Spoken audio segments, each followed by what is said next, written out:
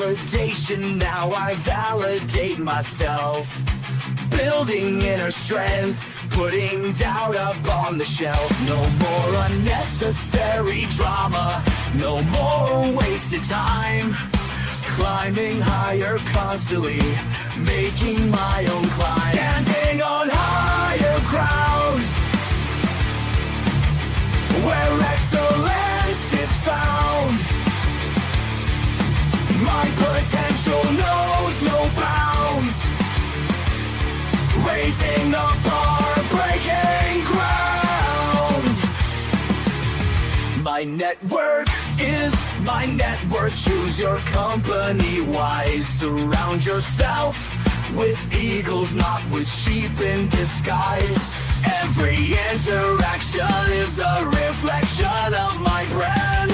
Quality over quantity, that's my personal command. Standing on higher ground, where excellence is found. My potential knows no bounds. Raising the bar, breaking ground. Whoa, I'm not just living, I'm manifesting my vision. Cutting through limitations with surgical precision. My expectations are my compass, my respect is my shield. To mediocrity and chaos, I will never yield.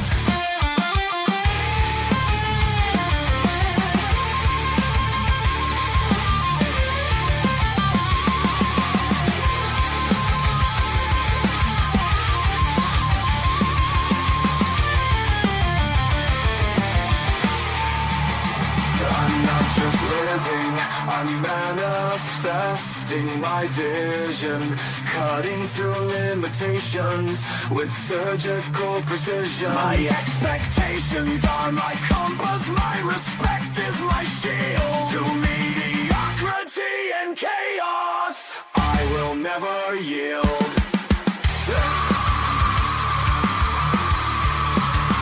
Standing on higher ground, where excellence is found. My potential knows no bounds. Raising the bar, breaking ground.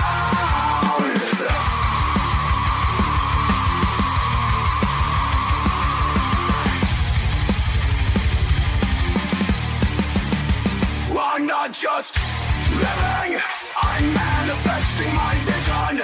Cutting through limitations with surgical precision. My expectations are my compass, my respect is my shield. To mediocrity and chaos, I will never yield. I wasn't even ready for it.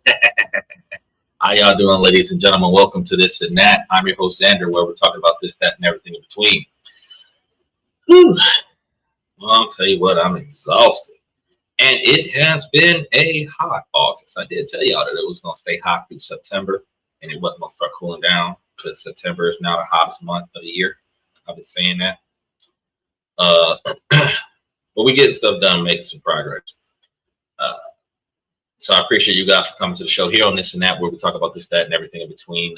We go live 7 nights a week. We do not let the sun rise without going live, but we don't always start on time, and that's why we ask you guys to like, subscribe, mash those reaction buttons while you're here, and then hit those notification buttons on the upcoming show so that you can be notified about the show when the show does go live, if we have any updates like we had yesterday at the top of the hour.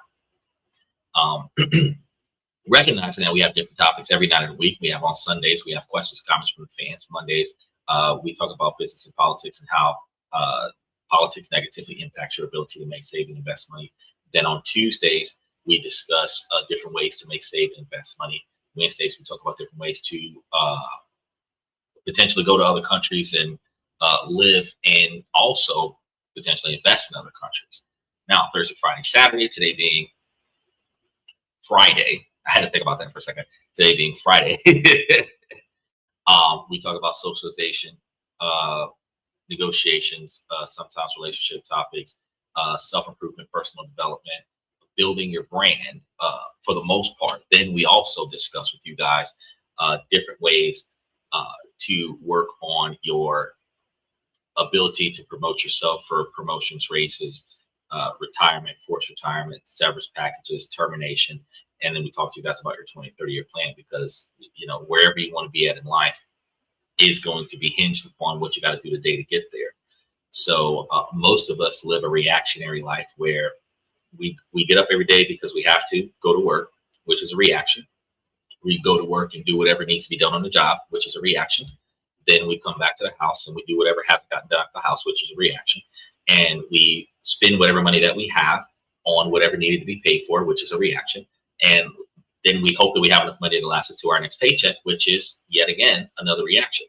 At no point do we ever stop and think about what changes can we make and what improvements can we look forward to in order to see something different happen out of our life. A lot of us believe that while we have a lifestyle that we're not 100% satisfied with, that it's going to improve, it's going to get better, it's not always going to be like this. But we very rarely stop and think exactly what are we doing to change that. So if, like a science experiment, the things that you do to get the results that you have are done on a regular basis, doing the same thing over and over again and expecting a new result is actually kind of like the definition of insanity. You cannot get a new outcome out of the same experiment if you don't change the variables. You have to do something different. So here on This and That, we talk about a lot of different ways that you can change the things that are going on in your life. And we talk about everything from all the stuff that you could change in your business life to all the stuff that you could change in your personal. So today, our shows today was supposed to be talking about the 22 frugal life hacks that keeps money in your pocket, which a lot of us spend money because we have money, not because we need to spend the money. And there are a lot of different ways that we can change that, which would give us a lot more money in our pockets to invest. It would give us a lot more money in our pockets to save.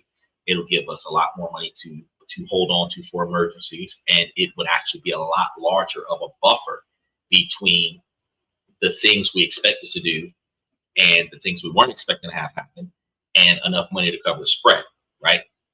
So if you guys change the way you look at life and change the way you look at money and change the way you look at your priorities, the things that you need versus the things that you can benefit from versus the things that you want. Now, the difference between the things that you benefit from, because they could be classified as a need, but it's a need that you don't need right now, right? Versus things that you just want, where you don't need it, you just want it. We recognize that there's a difference between those. And the things that you kind of need, but you don't need it right now, are things that you can put off until later and kind of budget to go get, versus the things that you need right now where you're not going to be able to function without it. Let's say, for example, the difference between needing more groceries in the house because you ran out of groceries in the house versus, say, I don't know, needing, I can't even think of a need that could actually be delayed. Oh, extra rolls of toilet paper. You got some in there, but you don't have as many as you'd like. You could go and buy some later, but I mean, if you're going through a couple of rolls a month or less, and you've got like 3 rolls in there, you don't need to run out there and go buy you another 20 pack because you're not down to your last roll. That's like something that you can benefit from, having extras on hand, but just like running out there and going and getting it because you're down to 3 rolls is not a necessity. It's not like you really need it right now. You can delay it and budget it based off of your usage quantity, versus something that you want, like, a new Rolex or something wild like that. Like, there's things that you don't necessarily need to go get. Or let's be more realistic, something that you might want, like a new TV, because you don't like the old one. You don't need a new TV if you have a TV that's functioning, right? So we want to change our mindset from the things that we don't need, which are luxuries in life, the things that we need to have or we can reasonably benefit from, that we can budget to get, versus the things that we absolutely must get right now. And that actually aids us in our ability to find more discretionary spending, because if you are able to invest in ways where your money is making money for you, you can factor in all of the things that you need and the majority of the things that you benefit from into a monthly budget. And then you can build extra money on the side that can lead you to the capabilities of being able to afford to buy some of the things that you want. It's not going to make you $1,000,000 overnight, but it will provide you with a lot more financial relief, and it'll provide you with a lot more stress relief. So on tonight's show, since we're supposed to be talking about some of the frugal things that you guys can do to make things a little bit better for yourselves, what if the biggest thing standing between you and the financial freedom isn't your income or the economy that we're dealing with right now? What if it's just a single, deeply ingrained misunderstanding? It's the belief that to get ahead with money that you have to live smaller, sadder lives, not having everything that you would preferably want, almost living like a monk. That's not true. I know we've been taught that building wealth means clipping every coupon, watering down the soap, saying no to everything that brings you joy. Basically, that to save money, you have to be cheap. And that's fundamentally a lie. That's completely untrue. It's a story cooked up by a consumer culture that needs you to keep spending. And that method and mentality doesn't serve. The truth is, frugality, true frugality, has almost nothing to do with being cheap. Cheap is all about price. It's a fear-based reaction that chases the lowest number on the tag, no matter the cost to the quality of the product or your time or even your relationships. Frugality, on the other hand, is about true value, right? It's going to be about being strategic, resourceful, and intentional with every single dollar you have. It's not about deprivation. It's about making sure that your spending actually reflects your values and a lot of your biggest goals. It's not about spending as little as possible. It is about spending with absolute precision. So this isn't a system of sacrifices. It's a framework for allocations towards your resources. It's going to be designed not to shrink your life, but to blow the doors off your freedom and your wealth. So today we're going to be dismantling that myth of deprivation and rebuild your understanding of money from the ground up. It's almost like we talked about this on the show once before, the difference between buying a name brand pair of shoes simply because of the brand versus buying an unnamed brand pair of shoes of the same quality for 10% of the price of the branded shoe. Or the difference between buying a quality pair of shoes that costs more money than the cheap shoe, while the cheap shoes, low quality, would require you to buy 10 pairs of the same shoe for the same price as one pair of the quality shoe.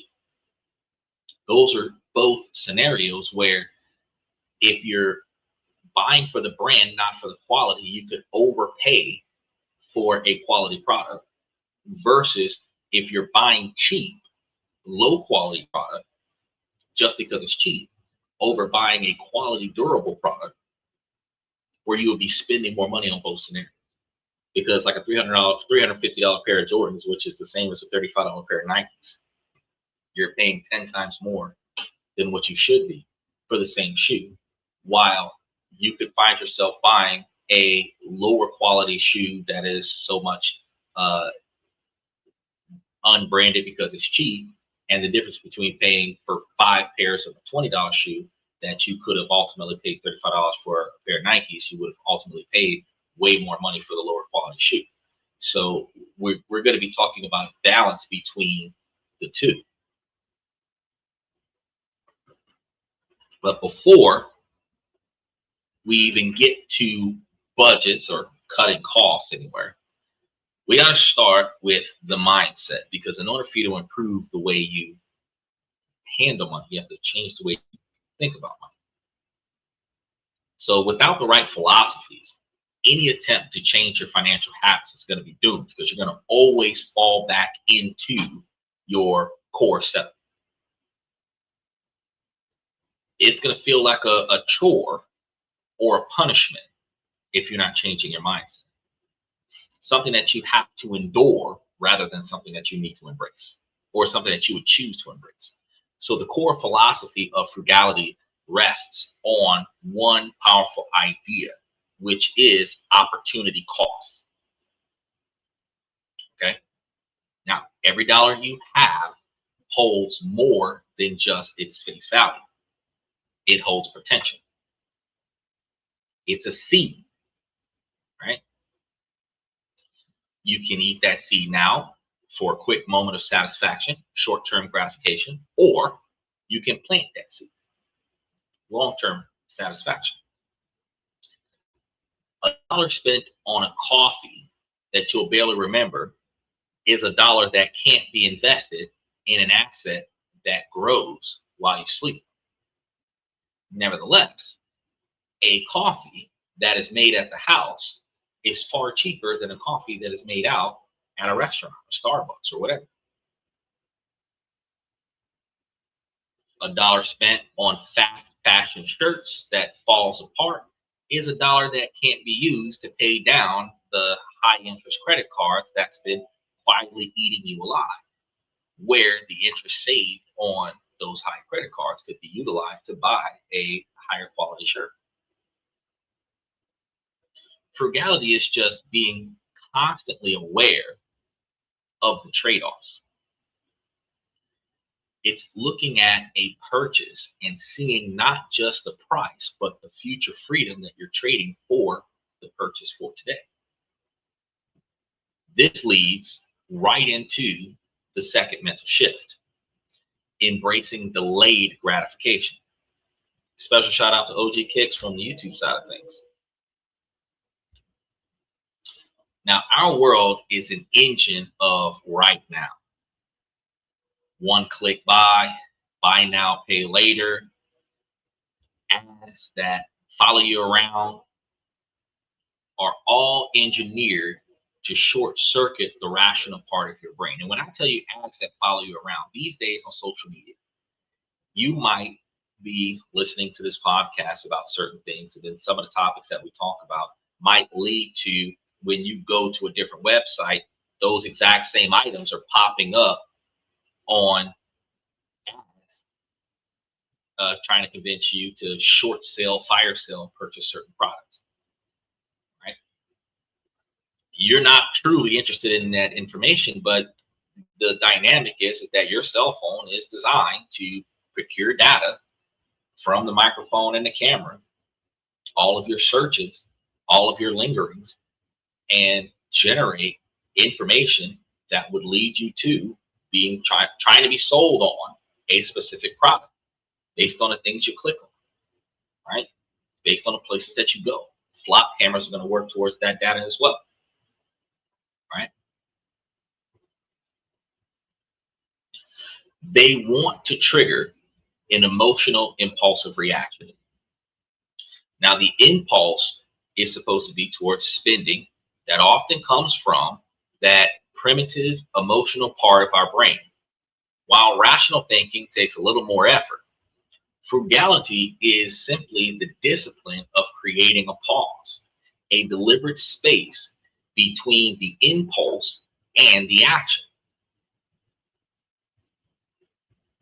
And this will let you guys utilize your rational brain and catch up with the impulse of you making that specific purchase. It's training yourself to value long-term stability way more than short-term pleasure. But, and this is going to be the most important part, this doesn't mean that you eliminate your joy in order to accomplish it. It means that you prioritize. So this is going to be the third pillar: efficiency over deprivation. A cheap person cuts costs everywhere, no questions asked. They buy scarcity, awful toilet paper. They skip their friend's wedding to save money on the plane ticket. They create a life of self-imposed misery. Right? That's not what we're talking about here. A frugal person does the exact opposite. They're selective. They'll figure out what parts of their life brings them the least genuine value, and they ruthlessly cut waste in those areas. So maybe you don't care about the latest smartphone, so you use your perfectly good one for 5 years instead of 2. Maybe you find cooking at home relaxing, so you slash your restaurant spending by 80%. Right? This creates a huge surplus of resources, money, time, and mental energy that you can then point wherever you want it at. You can put it into whatever you want to put it into. You cut aggressively where you could care less about not having that, so that you can spend extravagantly and guilt-free where you care the most. Maybe that's travel and hobbies, or treating your family to an incredible experience. You know, say for example, I might not get the valet parking, but I might get a more luxurious room at the hotel, right? Or depending on where we are, we're going to a restaurant or a nightclub or something to that effect. I might benefit from disabled tags on my vehicle and skip paying for VIP parking because one of the VIP parking spaces is a handicap space. If I could just park my car there by default and not have to pay the charge, right? Saving money in certain places. Frugality isn't about saying no to everything. It is about saying a loud yes to the things that truly matter and funding those yeses by getting rid of the mindless automatic spending that doesn't matter. It's sustainable because it's not about restriction. It's about alignment, right? Michael brings us, special shout out to Michael from the YouTube side of things. He says, The Philosophy of Money by George Sinmel. 1, money value. 2, money and freedom. 3, personal value. 4, style and life. 5, social effects of money. Okay, that's a good concepts. That's some pretty good concepts. I don't think those are the ones that I'm going to be talking about today, but I mean, they might kind of blend in to what we were talking about at some point. But that's a good book to read. So, if philosophy is going to be the why, the budget is going to be the how. But again, let's be honest, the word budget itself has a serious PR problem. Because for most of us, it brings up feelings of being restricted, of being told what you cannot do, like a financial diet that you're bound to fail. That's wrong, and you shouldn't see it that way. A budget isn't a punishment. It's a decision framework. It's the most powerful tool that you have for turning your financial life from a series of unconscious reactions into a set of deliberate, intentional choices. So you want to think of your income as a team of employees. Every month, you get a fresh team ready to work for you, right? So if you don't give them specific jobs, what do you think happens? They wander off. They follow the scent of convenience. They get lured away by clever marketing or cave to social pressures. At the end of the month, you're looking at your bank account and wondering, where did it all go? A budget is just giving every single dollar a job before the month even starts. And this is going to be the idea behind a zero-based budget, right? Michael says budgeting is like a coat. You wear it inside out. I guess that's a good way to look at it. That's interesting. I have never heard that saying before. Um, to me, I would say that if you look at budgeting like a chore chart, if you were the kind of family that grew up, you had siblings and your parents had a chore chart where they wrote down everything that needed to be done in the house, and you assigned certain kids to do certain chores on certain days of the week, and you would rotate out who would do what chore on which day of the week. The chore chart would be the total quantity of money that you have, and who does what would be where the money would be allocated to. And while you're not depriving yourself of anything, you are making sure that what comes in directly goes to what you want it to go to. And if you don't have a line item for that particular scenario, you would fundamentally not spend unallocated capital on a new impulsive item that you have yet to find value in. So if you've already got a chore chart of things that you want to have accomplished, other things that are not on that chart, you must determine, is it necessary for me to add that in? And then how are we going to separate the time to get that done? So, while I guess I guess we could use yours, budgeting is like a coat, you wear it inside out. It's not a restrictive coat, it's designed to protect you in ways that you're not used to because you usually don't wear a coat, right? So the formula for zero-based income, zero-based budgeting is going to be income minus expenses equals zero. Now that doesn't mean that you have $0 left. It means that every dollar has a purpose. Some dollars are assigned to paying rent. Others are told to buy groceries.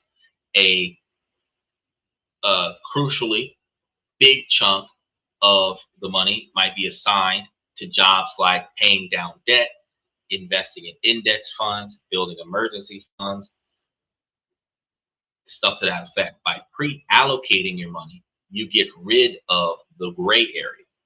Now, when you're in a store looking at something that you don't really need, the question isn't a vague, can I afford it? Because remember what me and Michael was talking about a few weeks ago, the difference between budgeting and saving.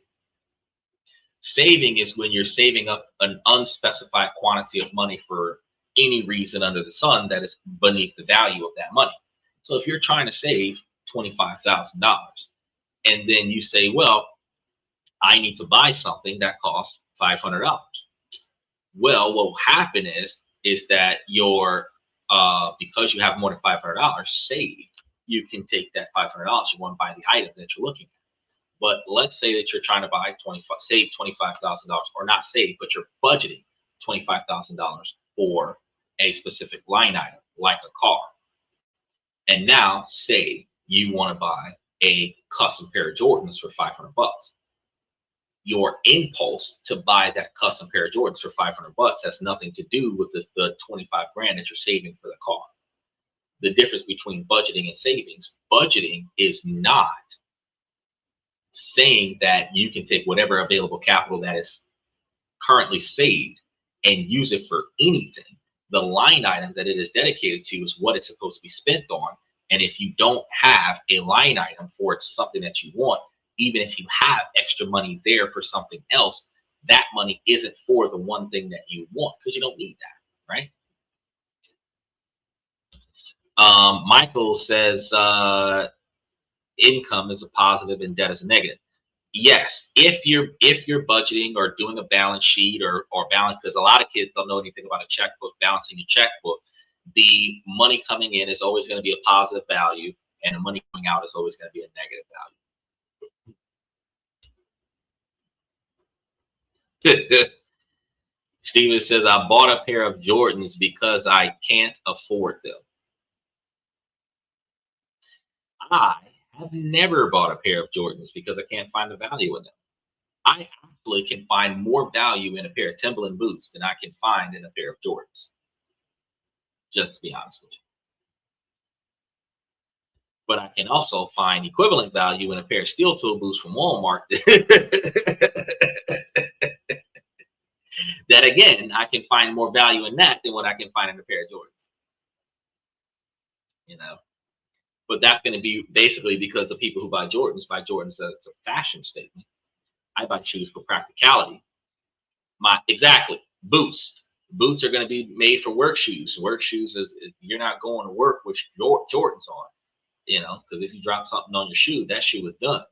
You know, depending on what you drop, your foot might be done. So the steel toe shoes is not made from Jordans. You know, Nike does.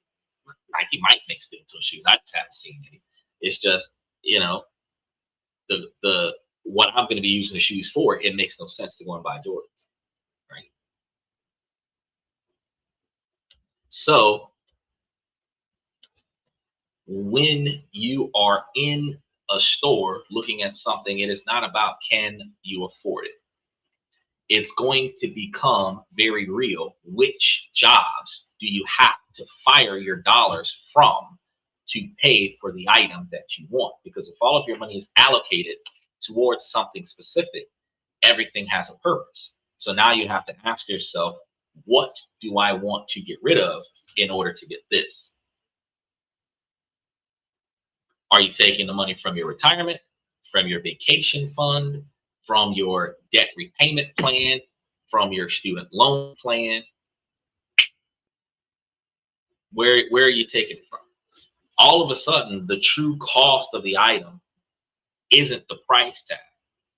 It's the goal that you have to sacrifice in order to achieve getting that impulsive payment now. A budget is like a steering wheel for your money. Without the steering wheel, you just drift, pushed around by emotion, habit, you know, peer pressure. With a budget, you decide the direction. You're totally in control. But a steering wheel doesn't do any good if you only grab it once a month. That's why regular check-ins is absolutely essential. A weekly review, even for just 15 minutes, lets you catch overspending before it snowballs. It lets you see in near real time how your choices are lining up with your ultimate plans. And it turns the budget from a dusty document that you made on the first of the month into a living, breathing guide for your daily life.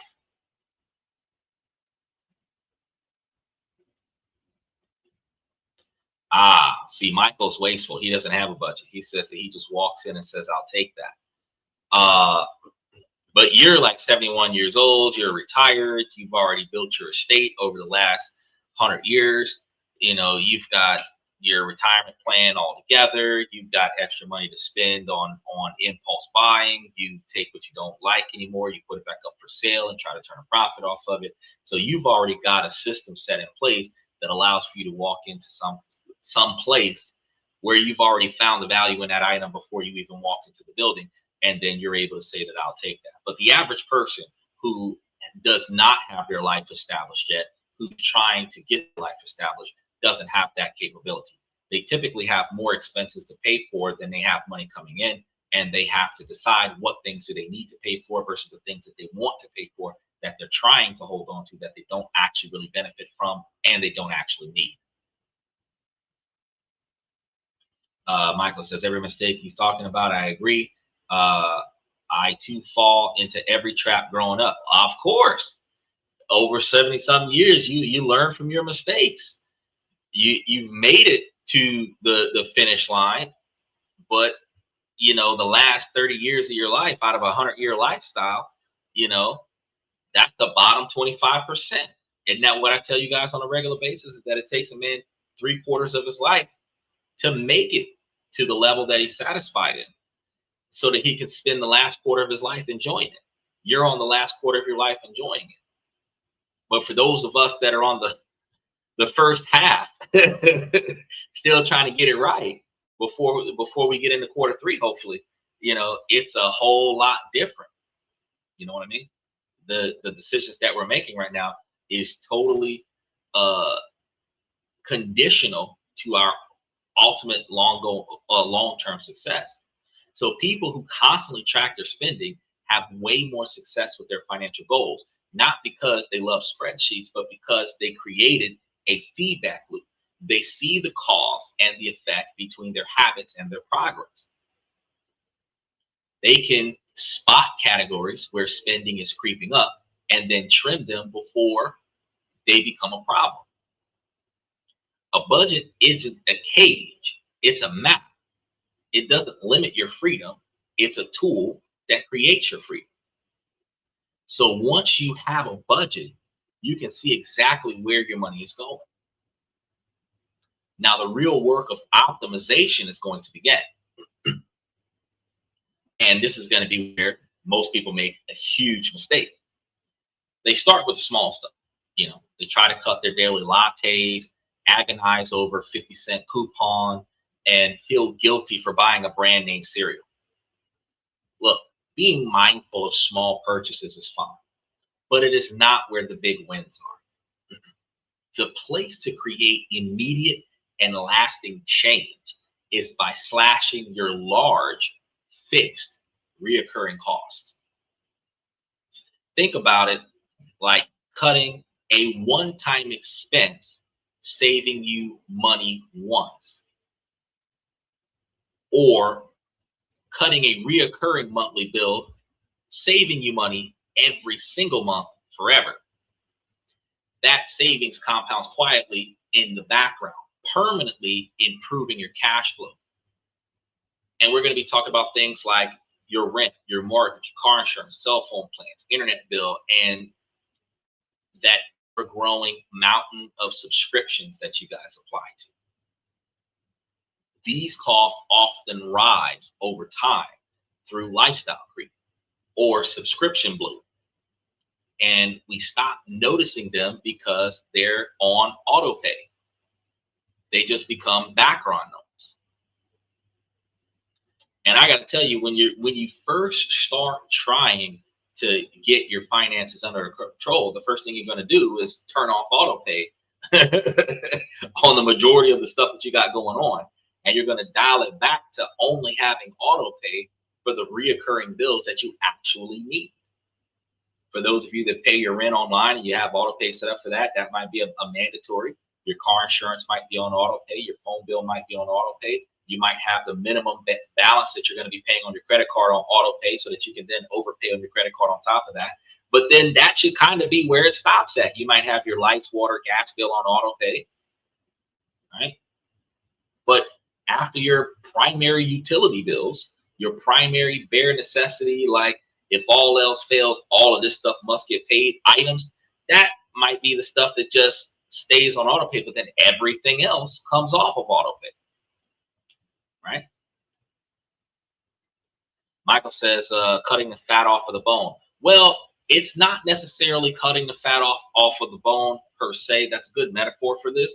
It is actually strategically cutting off the meaningful fat, because you have good fats and you have bad fats. And for us, the bad fats is the fats that we don't need.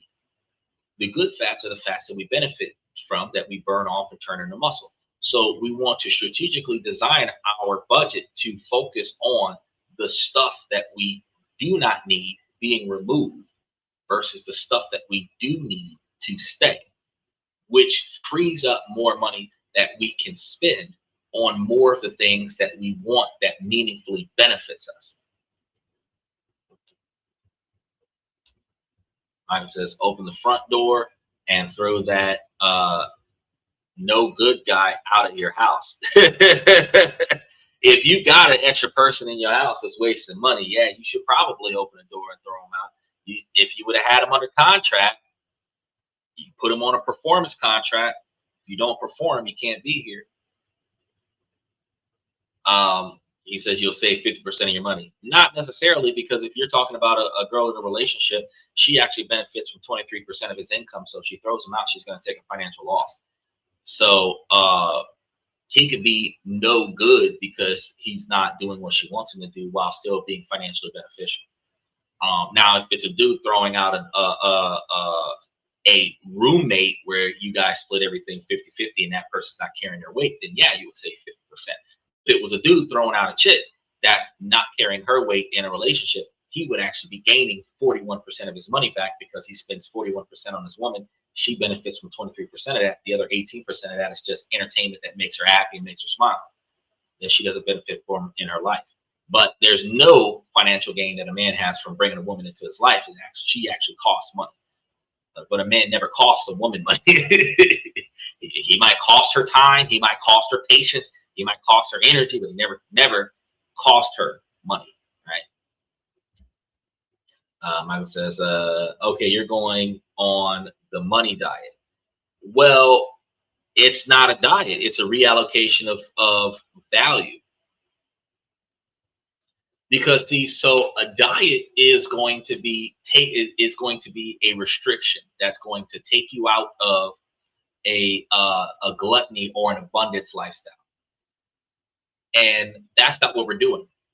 We're reallocating. So, like for example, if you were having, let's say, a food diet, you could have the type of meal plan that includes a large quantity of snacks and junk food, right?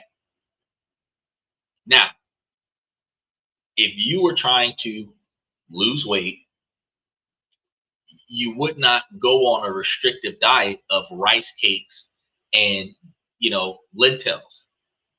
Instead, you would redirect your finances from buying all of the snacks and junk food and start buying the type of food that meaningfully impacts your diet. Chicken, beef, pork chops, home cooked meals. You would stop eating junk food and you would start eating foods that would build muscle, that would reduce unnecessary fat. It would increase your protein. It would increase the fiber in your diet so that you can have a better, healthier body. And that's kind of how we're doing. We're not using a money diet as a restriction. We are reallocating your cash to something that you value more than the stuff that you allow your cash to leave the door with. Big difference. So the first step is going to be an audit. So you want to print out your last 3 months of bank statements and credit card statements, and you want to grab a highlight. And for every single reoccurring charge, you want to find like what it is, where it comes from, where it's going. So I promise you that you're going to find at least one, if not more, subscriptions that you forgot about. Something that was supposed to be a free service, that was supposed to be like a trial period that you forgot about, and then you realize, oh, I'm still using that, or I'm still accessing it, and they're still charging for it. You're going to see services that you don't even use anymore. So outside of the free trials, things that quietly started charging you money, because a lot of times a free trial requires you to set up your credit card on file. And then after you set the credit card up on file, you can start using it for free. You tell yourself, I'm using it right now for whatever purpose I'm using it for, and then I'm going to cancel it before it charges me. The trial period is so long, you forget that the trial period is there, and then you forget to cancel it. The way I forgot to touch base on that stock party that Stephen told me about a couple days ago. So I'm going to have to do that as soon as I get off the show today. You got a burglar at the house? No, I don't have a burglar at the house. I have a service animal that alerts when people are passing through. So somebody is in a neighborhood that ultimately has no movement. And they just realized that that dog is not tied up, so they kept it moving. But we've got the switch nearby, so if I have to let the podcast continue while I live go out there and take down whatever's in the yard, it'll be one of those George Zimmerman situations. I'm gonna call it self-defense. They're gonna look like RoboCop. So one of the things you're gonna do is, as you find these reoccurring subscriptions for things that you don't utilize, you're gonna cancel them on the spot. That's gonna be the easiest part. You're freeing up money by canceling. Because think about it, you might have like Hulu, you might have Stars, you might have Premium, you might have SoundCloud, Spotify, Pandora, Disney Plus, YouTube, Netflix. You might have all of these different subscriptions running, but you can only watch one of them at a time, right? So a lot of them, when you think about how often do you use that particular thing, you might have got it for the one movie you wanted to get. You might have got it for the one song you wanted to download. And after that, you don't use it no more, right? Which means that you can do away with that because you wanted it in the moment, but you don't really need that. The more powerful move is to negotiate. A lot of people don't realize that prices for cable, internet, and cell phone plans are often negotiable. I spent like 2 years getting 50% off of my bill because I negotiated it with my phone company. These companies would rather give you a discount than lose you to a competitor. The subscription is simple. Call their customer service or retention department and, hi, I've been a customer for a while and my bill has gotten a bit high. I need to lower my monthly expenses. What can you do for me? Be polite and firm. Mention competitor offers that are cheaper than the one that they're offering for the same quantity of service, because you don't want to talk about like a base plan that has none of the amenities that you're paying for. You're looking for a competitor that has everything that you're using plus probably more stuff for a cheaper price. You want to mention that to them. More often than not, a loyalty discount will magically appear out of nowhere. A 15-minute phone call could potentially save you $30 a month, putting an extra $360 in your pocket every year. That's not a one-time win. That is an annuity that you just created for yourself. And I'm telling y'all, look, I was for a long period of time getting blood from a turnip on that one, because I was getting $150 a month taken off of my $300 a month phone bill. And after they realized exactly how long they had been giving me that discount, they just ultimately shaved my bill down to $250. So I'm still getting all the same services that I was getting when it was almost $330 a month, but I'm now paying only $250 a month. After saving a year's worth of service over the course of 2 years. That same logic can apply to your car insurance. You shop around for auto insurance, home insurance every single year. Loyalty is rarely rewarded here. New customers often get the best rates. So getting quotes online can take less than an hour and save you hundreds, if not thousands, a year for the exact same coverage.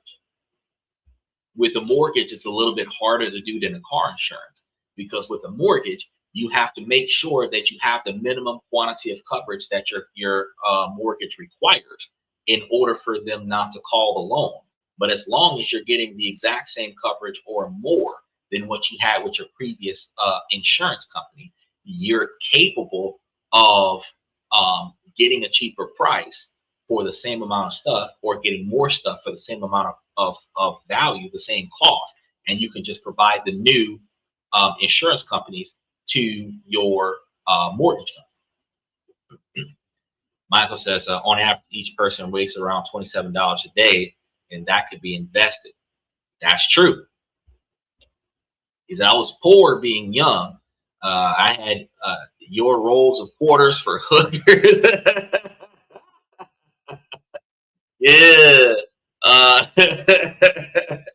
But back in your day, quarters was a lot of money. These days, quarters ain't nothing. Back in the day, you could fill your get back in what was like 60s and 70s when you could fill your tank for a quarter. Shit, you had rolls of quarters. You were balling back in the day. Today, you go and talk about someone trying to put a quarter in my gas tank. The gas station attendant gonna be looking at you like, really? That's barely gonna turn the pump on. Also, think about one-time upgrades that give back forever. This is going to be where the frugal mindset really shines. A cheap person sees an LED light bulb and says, why pay more for one light bulb when the old one is cheaper? A frugal person sees that same LED light bulb and says, well, the light bulb uses around 75% less energy and lasts over 10 times longer. This is an investment that will pay for itself and then keep saving me money for the next decade, right? And imagine this, say, because most of y'all already got light bulbs in your house, but they're not all energy efficient light bulbs.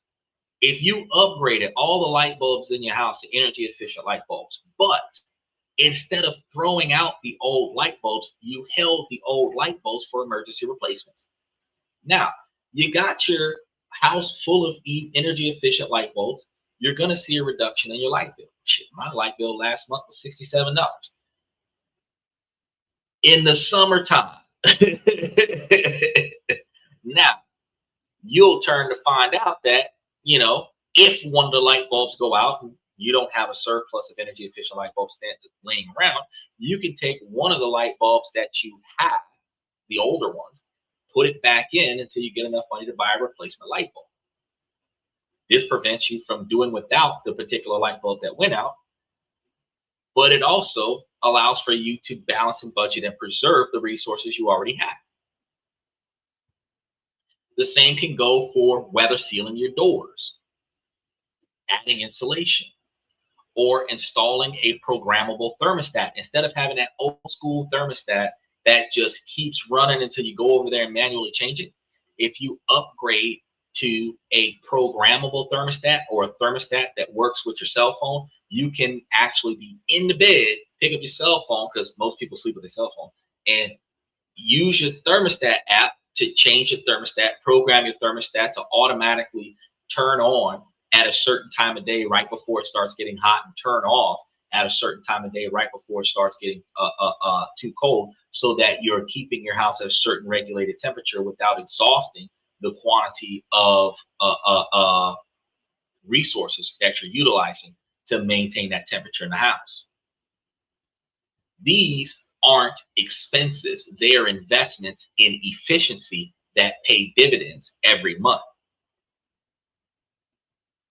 I was in a relationship back in 2009, and I had showed her, because she had a central air and heat thermostat, I had programmed her thermostat to, because we left the house, turn off at a certain time when we should have already been gone from the house during the time of day where it would likely get the hottest. Then about an hour before the first person would come back to the house, the air conditioner would come on and bring the temperature down to its appropriate levels. And we both came back in the evening times. When we came back, the house was cool overnight. We were also utilizing electricity outside of peak times. In the daytime, it was off when nobody was there. Why waste utilities on keeping the house regulated at 69 degrees during a time of day when I'm not home? That saves a substantial quantity of money on the electric bill, because not only would you be utilizing it during peak times, you'll be utilizing it during the hottest parts of the day, which would cost you more money to keep the temperature of the house at the same temperature that it would have been overnight. You need it to be at a comfortable temperature when you're home, right?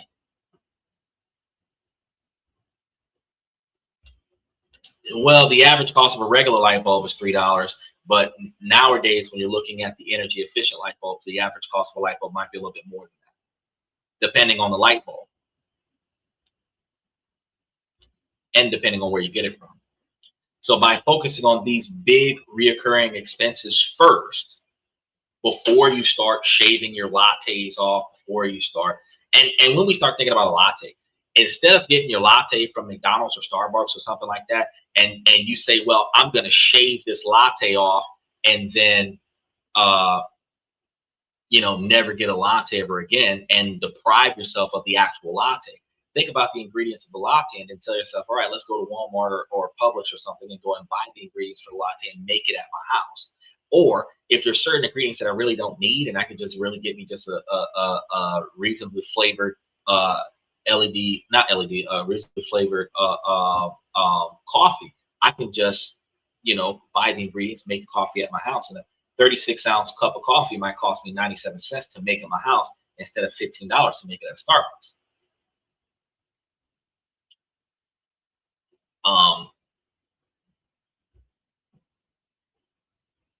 He says,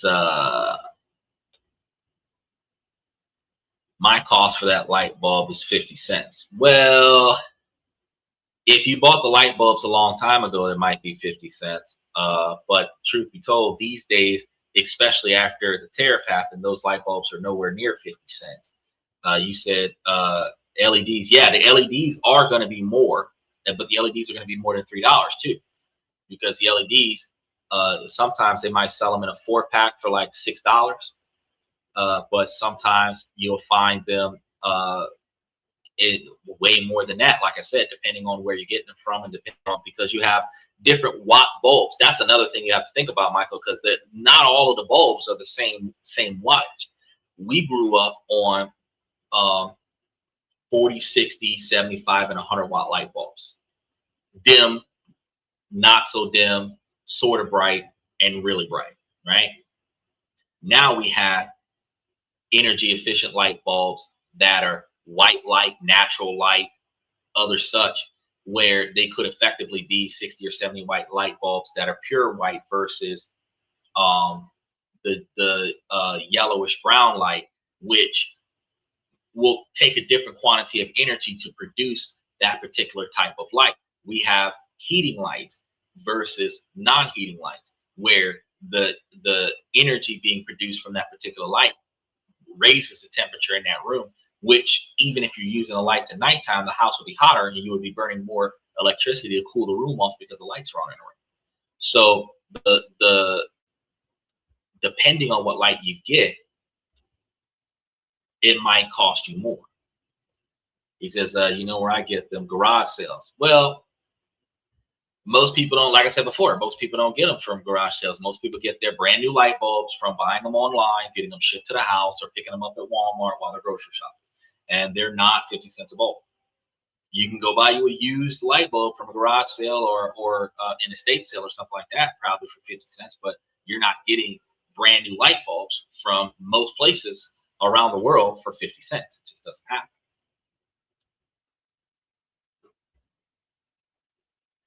Infrared lampos? No, not infrared, because I don't see anybody benefiting from an infrared light.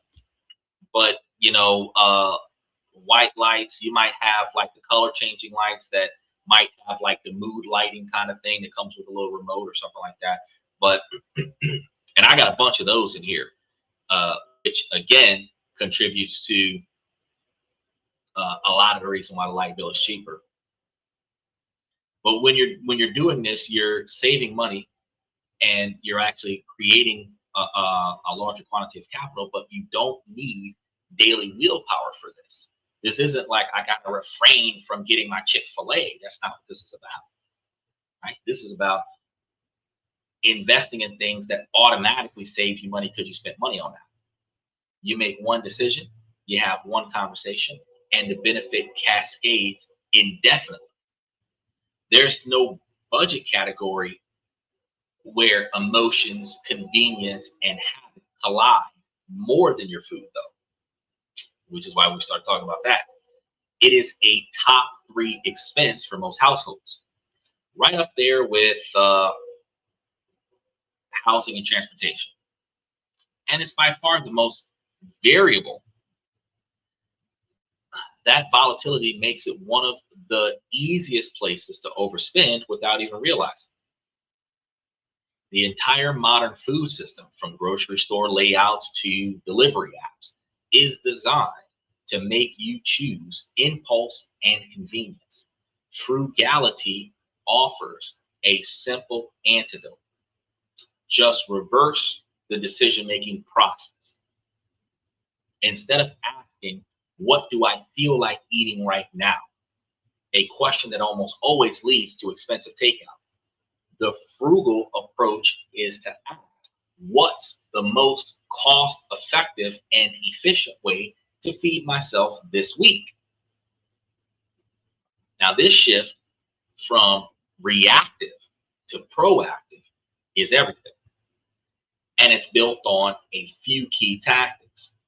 First, and most importantly, meal planning. Instead of impulse buying when you're starving, you are planning what you're going to be eating throughout the week ahead of time. Now, this sounds tedious, but it doesn't have to be a rigid schedule. At its simplest, it just means deciding what's for dinner for the next 5 to 7 days. You should already know this. If you're one of those people, like I told you guys yesterday, the day before, you cook in bulk at the house. You portion them out into little Tupperware containers. You put the little Tupperware containers into the fridge.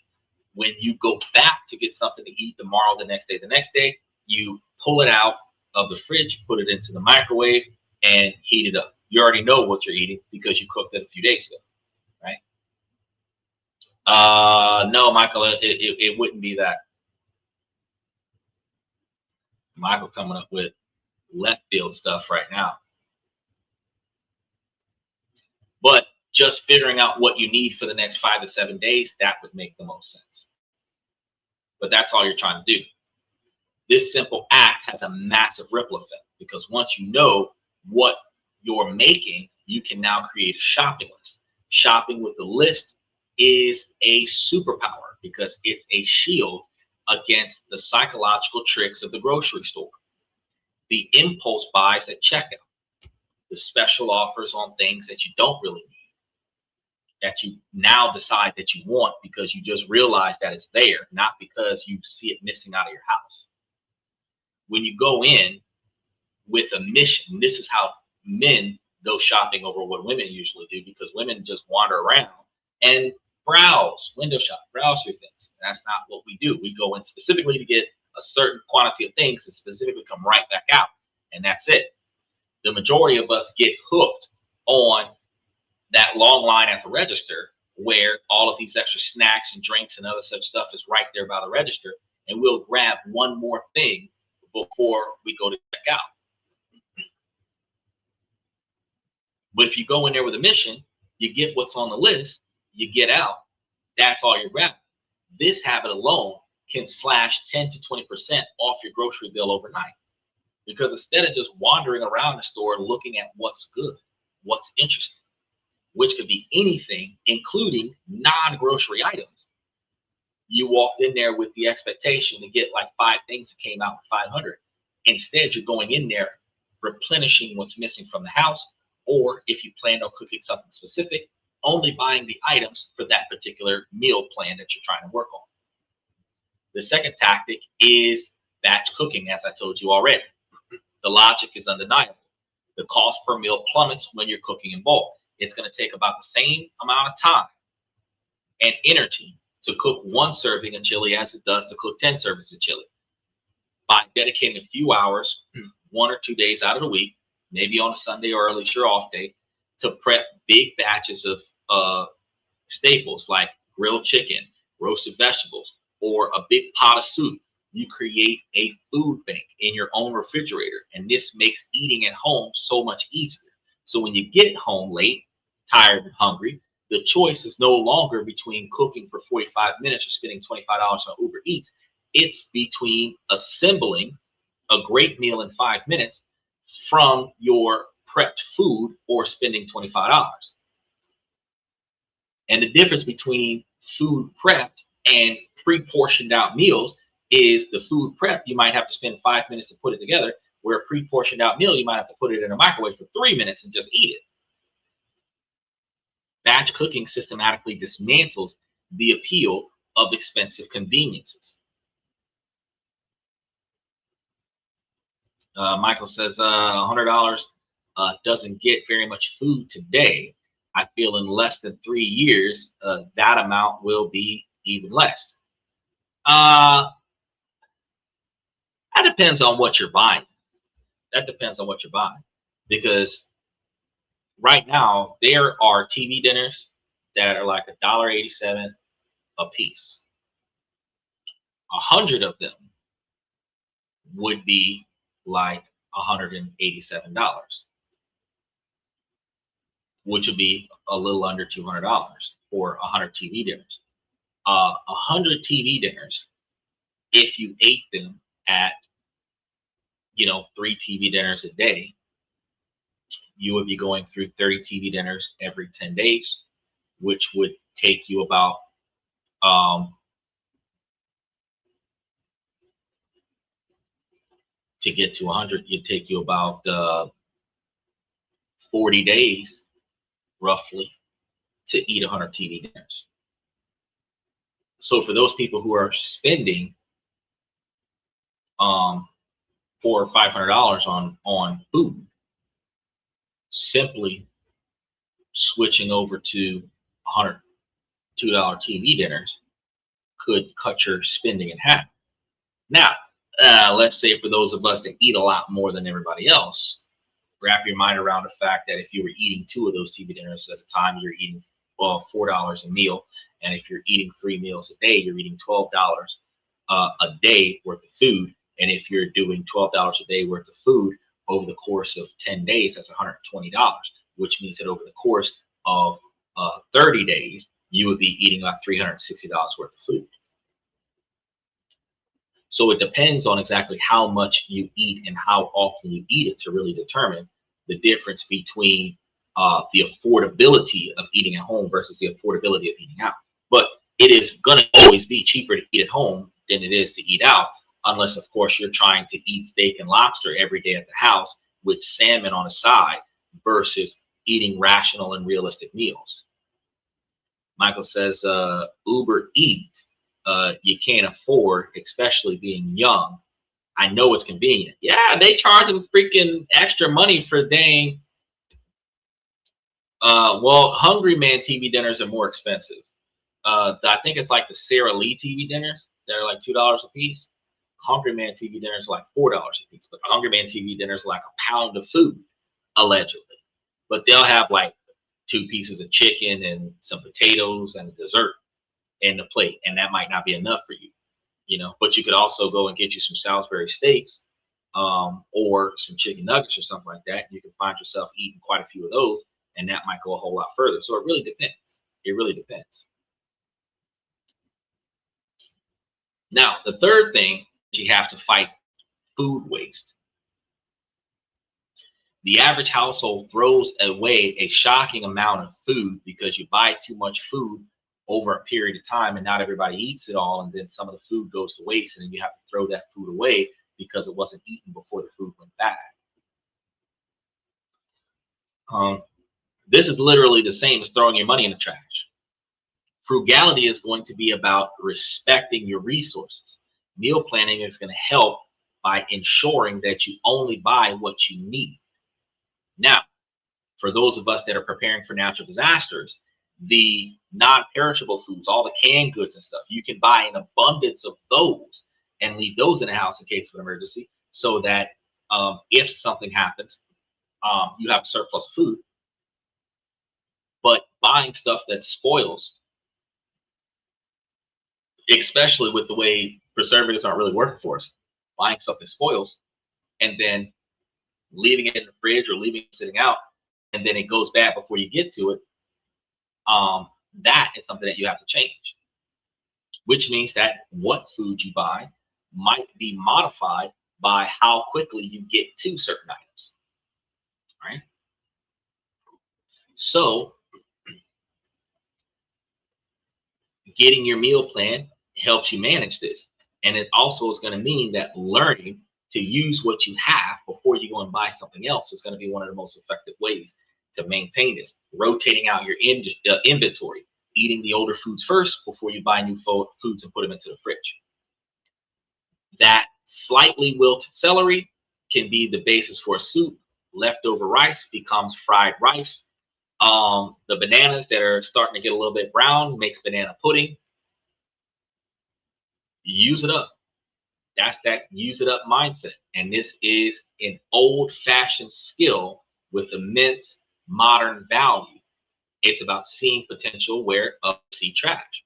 When we used to be in the bedroom, hanging out, reading comic books, playing video games, mom was in the kitchen, taking all the leftovers and putting it all together and making wild stuff like shepherd's pie and all of these other things, where we would still have good food to eat off of whatever was left over, instead of wasting certain foods from the original meal that they were made, so that we don't have to throw away so much stuff. Cooking at home is the natural result of this strategy. It's not about depriving yourself of restaurant quality meals, because you got to understand, people who work at restaurants can cook at home. You just got to buy the ingredients. It's about making intentional decisions. And then if you're going to go to a restaurant, that's a treat that you decided to do rather than a daily default. While you cook most of your meals at the house, you control the ingredients, you control the portion, and you control the cost. That also helps with individuals that have allergies. You might like something that you're allergic to. And the only reason why you're allergic to it is because certain ingredients that is in the food when it's made by the restaurant, you can't get it taken out before you get access to the food. You're actually able to control that if you're making food at your house. So you're no longer paying a massive premium for someone else's labor. Frugal food habits aren't about eating boring food. They're about creating smart, efficient systems that saves you a ton of money, and as a great side effect, usually leads to a healthier eating. For example, I love boneless spare ribs. I love me some boneless spare ribs. But when I'm craving some boneless spare ribs, instead of me going out to the nearest China Walk and trying to find a place that's going to sell me $25 worth of boneless spare ribs for probably about a pound of ribs, I can actually go and buy 5 or 10 pounds of ribs and make me a bunch of boneless spare ribs for the same $25. I just got to buy the ingredients. And because I cooked it in bulk, I can portion it out for myself where I can have boneless spare ribs 5 or 7 days out of the week instead of getting it from the restaurant that one time.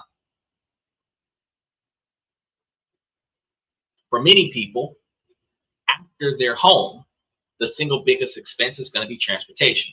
And usually that's going to mean a car. A car feels like a symbol of freedom, but financially, it can be one of the biggest drains on your ability to build wealth. The problem is, most people only think about the monthly payments. That's a dangerously incomplete picture. The true cost of a car is a monster with many heads. There's the payments, sure. There's the insurance, of course. Then there's the gas. Kind of everybody recognizes that part. But then there's the regular maintenance, like oil changes, new tires, sensors in the new cars that we're dealing with these days. That's something that not too many people pay attention to. Then there's going to be the unexpected repairs that are guaranteed to happen at the worst possible time. And then there's going to be the single biggest, most devastating cost of all, the depreciation value of the vehicle. Michael says, bought a pallet of MREs for $2.65 a pack for less than $400 plus 10%. Okay. It is a good idea, guys, for y'all to go out and try to grab yourself a handful of MREs and put them on a shelf somewhere just in case, because I know if anybody who's experienced Hurricane Katrina before or any other natural disaster where the relief came through with FEMA and they started providing you with that, those MREs in substitution to actual foods in your house, you'll find yourself in a situation where those MREs can become useful for you. So grabbing them and holding on to them, because the shelf life on those MREs is pretty long in comparison to the stuff that you have during the day. But When you're not paying $2.65 a pack for MREs, you could pay $2.40 a can for Progresso soup. Right? And you could probably, buy $400 worth of Progresso soups, where all you would need now is like 40 pounds of rice, which you can get like $11 for 20 pounds of rice at Walmart. So $22 for rice, which would have been like $430 worth of food. And you would have had a plethora of your favorite Progresso soups that you can just use a rice cooker, make the rice, and pour the Progresso soup right on top of it, and have the heat from the rice heat up the rest of the meal. You don't even need a microwave. You just need a rice cooker. Crack open a can, pour it over the plate. No, condiments necessary. Look at that. Steven said he's eating a can of Progresso soup right now on break.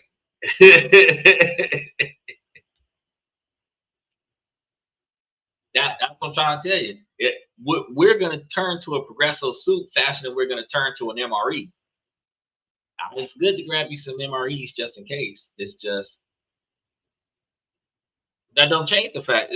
Hey, look, even if an MRE costs $8 on a store shelf, just because you can get it on a discount for $2.65 per case, doesn't change the fact that you can go and get you some Progresso soup for like 25 or 30 cents cheaper than that. So it really just depends on what you're willing to pay for, because you can get you a can of Progresso soup and all you really need now is a better rice. And sometimes you can eat the Progresso soup straight out of the can, depending on which flavor you're getting. You don't need nothing. You can just crack open a can and just eat the Progresso soup straight out of the can. So you've got the vegetables and the dietary process there, but then also, because it's a soup, there's a lot of fluid in there that can actually keep you from being dehydrated. It's a very good survival tactic. It's probably a better survival tactic than an MRE, because cans will survive the Holocaust. When the zombie apocalypse happens, cans are going to survive the Holocaust. It's not post-collapse of America. Progresso soup is still going to be everywhere. Progresso soups can last in a flood. MREs cannot. Just saying. Once an MRE gets wet, that's it. When a can of Progresso soup gets wet, you just dry off the can and crack that bad boy open, and it's still taken care of, vacuum sealed.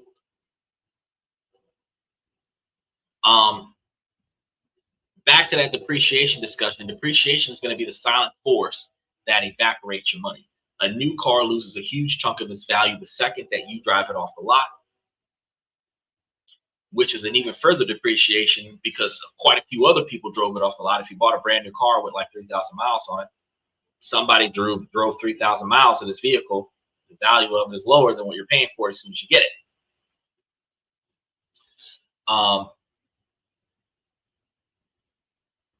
And then it's going to keep bleeding value every single day that it's out on the road. A car is not an asset. It can be perceived as a beneficial tool to gain capital. For example, you might call your car an asset because you bought the car and it gets you to and from work. Dollar cost average or opportunity cost, you might have bought a cheaper car to still get you to and from work. If you're getting a car, an economy car, and you're using that economy car as an Uber or Lyft car, that might be the vehicle that gets the profits from your business, right?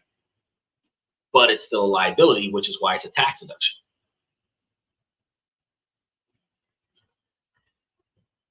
So it's not an asset, it's a rapidly depreciating piece of equipment. As an asset is something that's going to put money back into your pocket. A car does the exact opposite. Financing a new car is a triple whammy because you're paying interest to the bank for the privilege of owning something that's losing value at the same time. It's a financial hole that you're paying to dig deeper. The frugal approach is to reframe what a car is going to be for. It is not a status symbol. It is a tool. Its job is to get you from point A to point B safely and reliably. That's it. Every dollar you spend beyond that is for lifestyle, not utility. So the difference between upgrading from a 1980s model Toyota to a 2024 Toyota, or from a 1980s model Toyota to a 2010 Toyota, is like convenience. But then the difference between going from an older model Toyota to a newer model Benz or Bentley, that is luxury lifestyle status. That's not utility. Steven says, I still want a Benz. To be honest, I've wanted a Benz, I've wanted a Maserati, I've wanted a Hummer, the H1 Hummer, the politically incorrect Hummer. I've wanted Subaru and Presnas, you know, the all-wheel drive, 60/40 front-wheel drives, manual transmission. I've wanted all kinds of stuff that I don't buy. You know, I want a Lincoln Continental. You know, I want the car from Entourage. You know, I want a lot of stuff, but I don't get it. I got a 20-year-old car and a 25-year-old car sitting outside, because I have what I need. As long as the motherfucker's still running, I don't see myself getting another one. So I already got two. I'm not buying a third unless I'm getting rid of one of the two that I got, because there's no benefit in buying another one. Oh, you can upgrade. But when I look at the price of the upgrade and I look at the cost of repairs, if the total price cash up front for the car that I'm replacing my car for, even as a used car, is the same amount of money as it would cost me to rebuild one of the cars I have from the ground up, I'm just going to rebuild the car that I have because I already own it. I don't have to finance it. If it costs me $25,000 for a new car, and I can put $25,000 into my old car and restore it to factory condition, replace all the bells and whistles and have it factory new, repainted and everything for $25,000, why buy a newer car? Because I can fix some of the smaller things along the way over time by budgeting for car repair. And then after I finish restoring the car, slap a coat of paint on that bad boy. And it will look as good as new, function as good as new. When the car no longer has replacement parts, when they start talking about doing an engine swap, that's when we start talking about saying, well, maybe I should probably just go get me a different car. But if I can find a car from LKQ that has the same motor as my car for $1,000, why would I go buy a newer car for $15,000 when I can engine swap the car that I've been using for the last 20 years and drop a new engine in that bad boy, and it'll last me another 20 years? You gotta think about that. The most powerful financial move here is to drive a reliable used car that you own outright, cash up front. So, Steven, if you want to go buy that Benz and you've got the money to buy the Benz cash up front, you want it that bad, go get it. I wouldn't, but you know, that might be the only Benz that you own in your lifetime, because after you finish dealing with that Benz, not because you're not going to be able to afford it in the future, because you realize that I was right and that Benz is a waste of money. The next car you buy after you buy that Benz will be another Toyota. Which ultimately means instead of buying that Benz, you're just going to buy you a more luxurious looking Toyota, which will still be cheaper, because you can get you a luxurious Toyota like a Camry. You can buy you a Lexus. The Lexus is a luxury Toyota, you know, and still have higher quality, reasonable performance, but still the affordability, lower insurance costs. The status symbol of Benz is what you would not get by buying a different type of Toyota.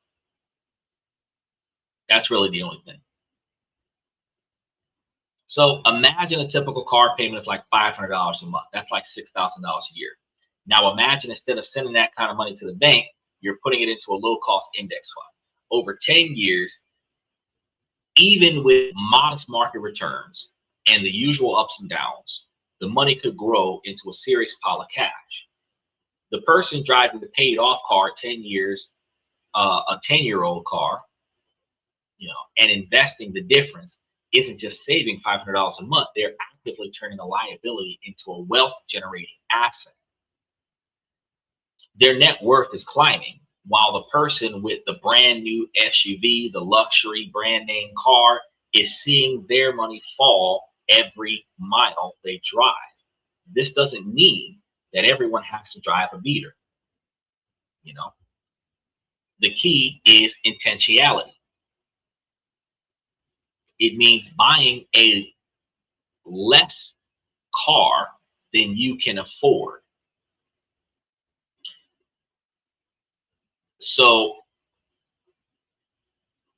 that's going to mean prioritizing reliability and total cost of ownership over the brand's prestige. So even if you can afford a Benz, if you bought a Nissan, that would benefit you.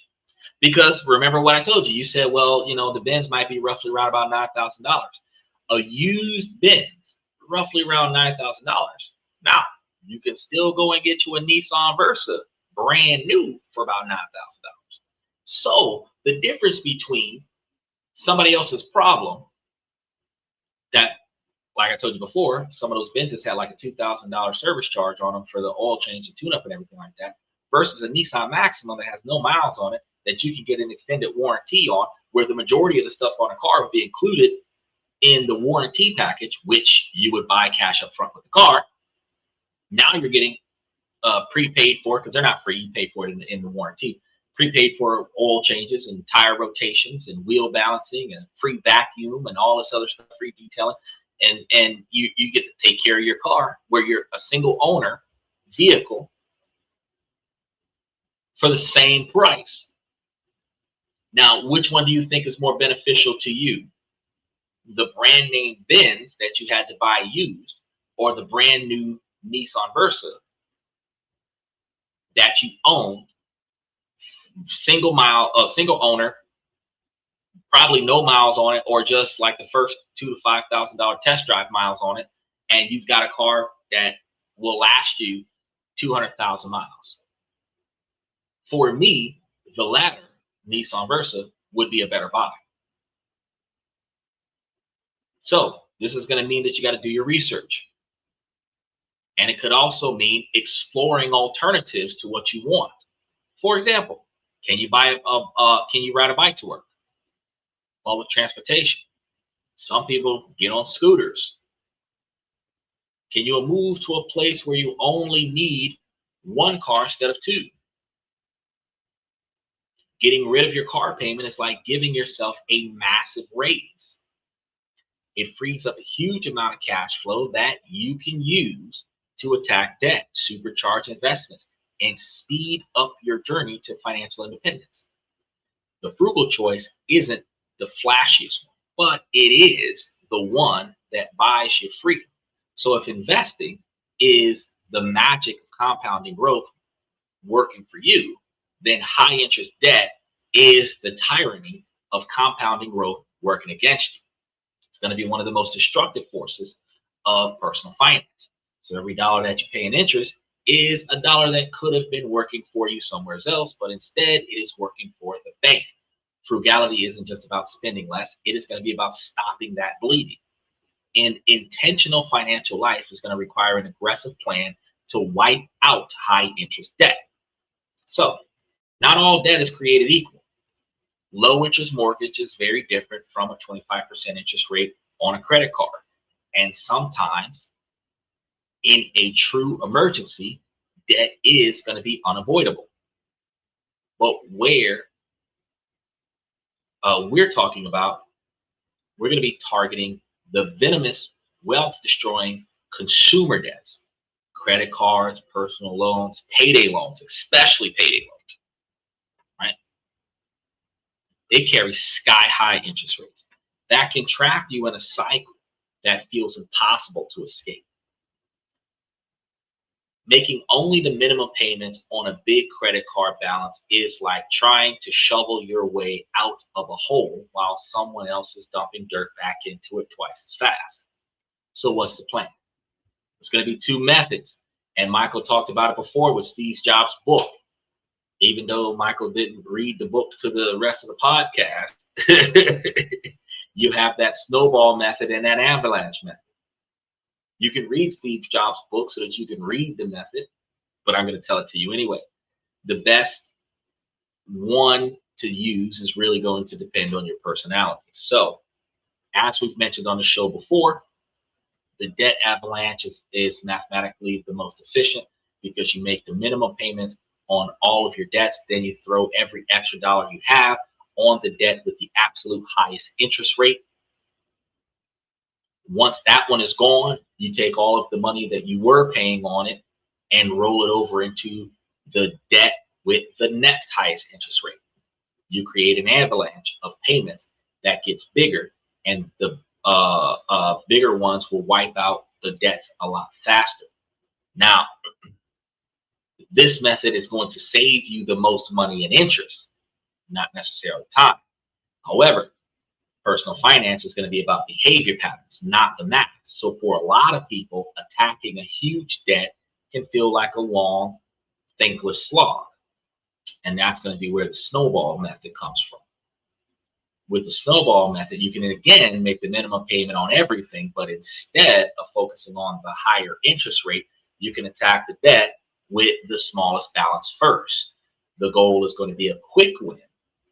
By paying off the small loan, you get a powerful psychological boost, the dopamine hit of paying off a bill completely. You see the progress in your performance. You're going to feel the momentum, and then you take that momentum and the next payment and you roll it into the next smallest balance. As you go along, the snowball of money that you're applying gets bigger and bigger and bigger on the larger debts, which allows for you to remove all of those existential credit cards off of your monthly recurring bills. Now, if you follow my method, in addition to that, after the billing cycle rolls over, if you charged 80% of the card for revolving bills, phone bill, light bill, gas bill, water bill, car insurance kind of bill, then the cash that you would have spent on that for the month, you can roll that into the other credit cards before their billing cycle rolls over, which pays the debt down so that if there's money left over, there's less money left over before the bill is generated. And then you can just pay it down after that.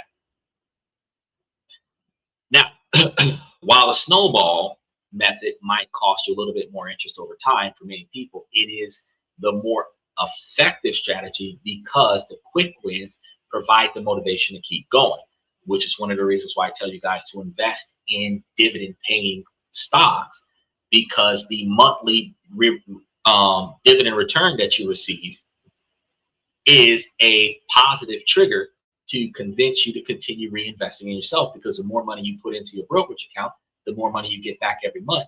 The more money you get back every month, the more often you have the capabilities to have the desire to put more money down, right? These are choices that are going to be personal. So if you're a data-driven person, motivated by pure efficiency, the avalanche method might be better for you. If you thrive on momentum and positive feedback, the snowball method is going to be your key to success. He said, tired of them dividend emails. They sending you a lot of emails, ain't you? They telling you every time you check your email, like, shit, I got paid again. I got paid again.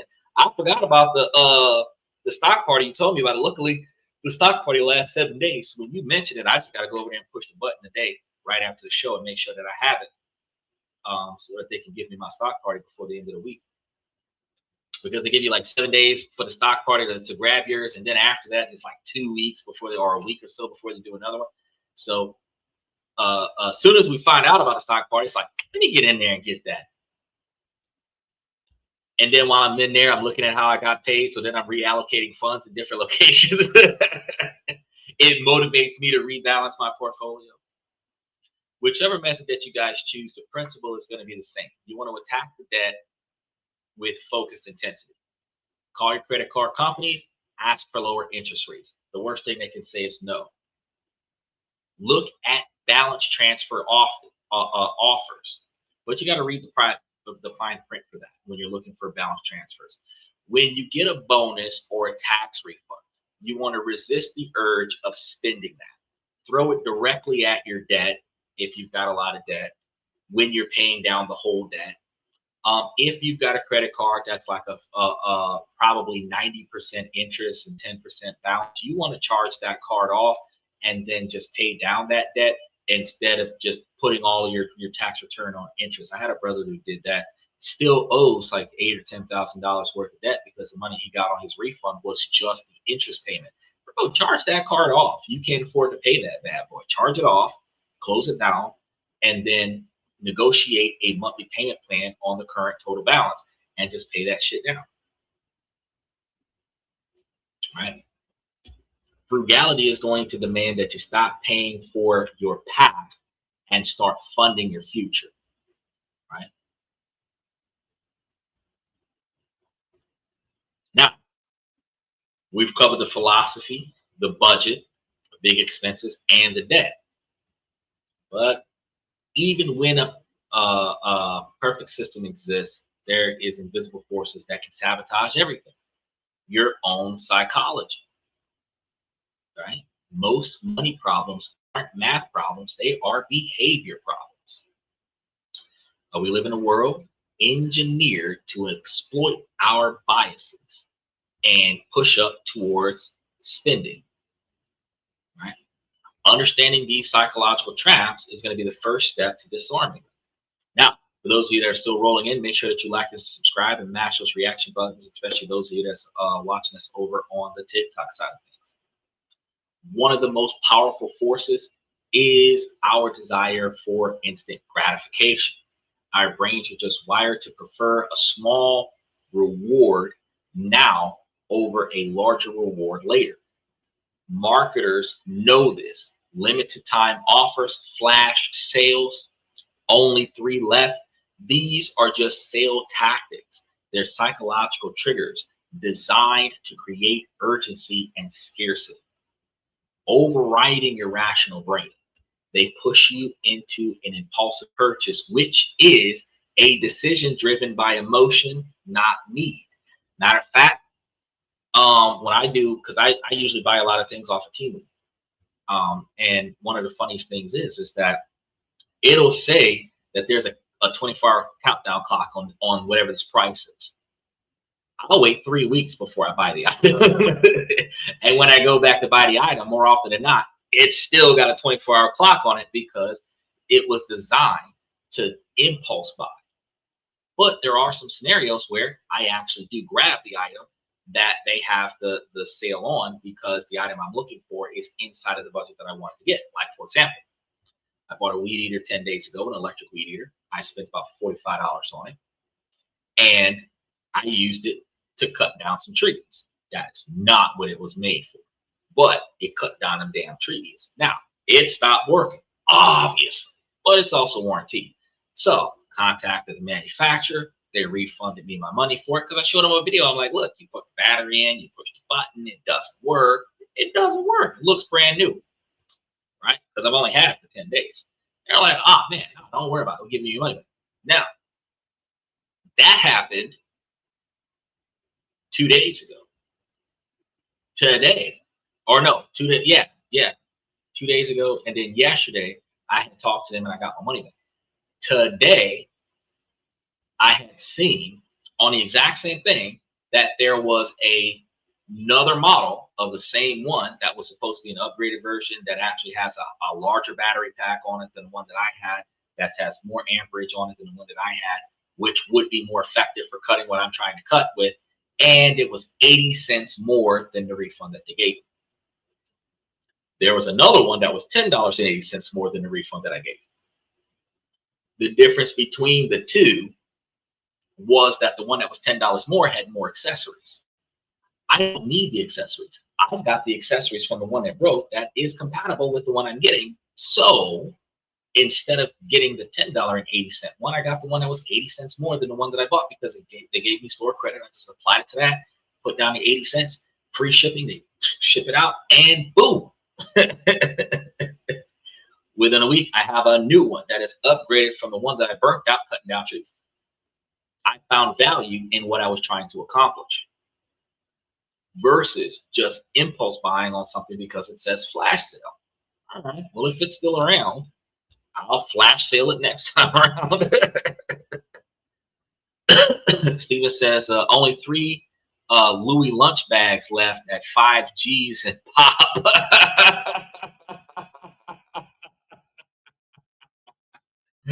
Boy, if these females wasn't chasing that Chanel because of that girl with the water dance, talking about buying her Chanel, then they probably would be out there trying to get them Louis bags. But 5 G's for a Louis bag, bro. 2 Louis bags is a Nissan Versa. I'm not trying to do that. Two bags. What you gonna put in them bags? The Louis bag ain't even big enough to fit a laptop in. Again, status symbol. They tripping. But some of these females like, oh, there's only 3 of them left, 5 of them left. Man, I need to go get one.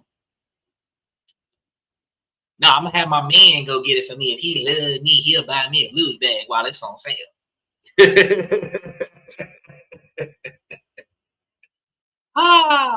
Then there's the massive influence of social comparison. So social media has put social comparisons on steroids. Every time you scroll, you see curated highlight reels of other people's lives, their exotic vacations, new cars, perfect homes. This creates a constant low-grade pressure to keep up and can lead to a lifestyle inflation where you spend more, not because you need change, but because you desire where other people influenced you because you saw what they had and what they were doing online. So you changed your personal preferences specifically because you seen what somebody else had. You didn't want it till you seen them with it. So you clearly don't need it. So how do you fight back against that? Willpower alone is going to be a weak defense. The best strategy is to design an environment and create a system that makes good decisions easier. It's about building friction between you and impulsive spending. One of our simplest, most effective tricks is the 24-hour rule, or for bigger purchases, a 72-hour rule, 14-day rule, 30-day rule. If you see something non-essential that you want, you're not allowed to buy it right away. You want to put it on a list and you want to wait at least 24 hours. If you can wait on average a couple of weeks before you buy something and you still waste a bunch of money, you might want to wait a month before you go and get it. This little cool off period is incredibly powerful. It lets the emotional rush fade and your rational brain take over. After 24 hours or a reasonable period of time has passed beyond 24 hours, you ask yourself, do I really need this item? Where will I put this item? How often will I use this item? What goal am I sacrificing to buy this item? More often than not, the desire is completely vanished. Another great technique is to simply make spending harder. Remove your saved credit card information from all online stores, unsubscribe from marketing emails, delete shopping apps from your phone. For in-person shopping, try using cash. If you must go with a credit card, use a limited prepaid credit card. Get rid of your Google Pay, your Apple Pay. Physically handing over dollar bills creates a stronger pain of paying than just tapping a card. But finding where your money is accessible in order for you to make that payment is harder than just bioprint and auto pay or tap to pay, right? And it makes you more mindful of each transaction. And always get your receipt. Because when you look at the mountain of receipts that you have at the end of every day or at the end of every week, you start realizing I'm spending a shit ton of money. Ultimately, the goal is to shift from being a passive consumer, constantly reacting to the triggers, to being an intentional actor. You can't control the billions spent in market, but you can control your exposure to it. You can't stop others from posting online, but you can curate your feed by building a fortress of good habits and intentional friction. You can protect your financial goals from the constant assault of impulse and social pressures. Here's another trick that I usually do. I find the item, I take a screenshot of it, or I take a link, a URL link from the item, and I send it to myself in a text message. And then I get off the site. Now, after I do that, if I really want it a month from now, I'll go back to the text message, click the link, and if that link is still functioning, I can go and buy that item. If I want it and the link isn't functioning, I don't buy the item because it's no longer accessible. If I really want it, then I'll research where else to go and find it, and then I'll go and buy the item. But that requires intentional purchasing. I'm no longer purchasing on impulse. And I'm able to satisfy my impulsive desire to window shop by grabbing things, putting it into the cart, never purchasing it, grabbing things, screenshotting it, sending a link to myself, never purchasing it. And then when I really, really want something or really, really need something, I actually effectively buy the things intentionally that I need. Like the weed eater is to cut over an acre of property. Makes sense to buy it instead of paying somebody $250 a month to come and cut it. $45, $50 for me to do it myself every few days versus paying somebody. You start looking at over the course of 10 months, it's like $2,500 versus $50. The difference is, you're saving a ton of money. You have to design the systems where doing the right thing is the path to least resistance. For many, the conversation about frugality starts and ends with cutting the costs. And while that's a huge part of the equation, it is only half the story. Real financial acceleration happens when you pair aggressive cost cutting with intentional income expansion. So you want to think only about savings that can lead to a scarcity mindset. But when you combine savings with earnings, you unlock a powerful synergy that can dramatically shorten your path to financial freedom. So reducing your expenses is going to create a gap between what you earn and what you spend. Now, let's say you manage to free up an extra $500 a month. That's going to be amazing. That's an extra $6,000 a year that you can now build wealth with. But what if on top of that, you also found a way to increase your income by $500 a month? Now you have a surplus of $1,000 a month or $12,000 a year. You doubled your savings rate, not by pinching more pennies, but by expanding your capacity.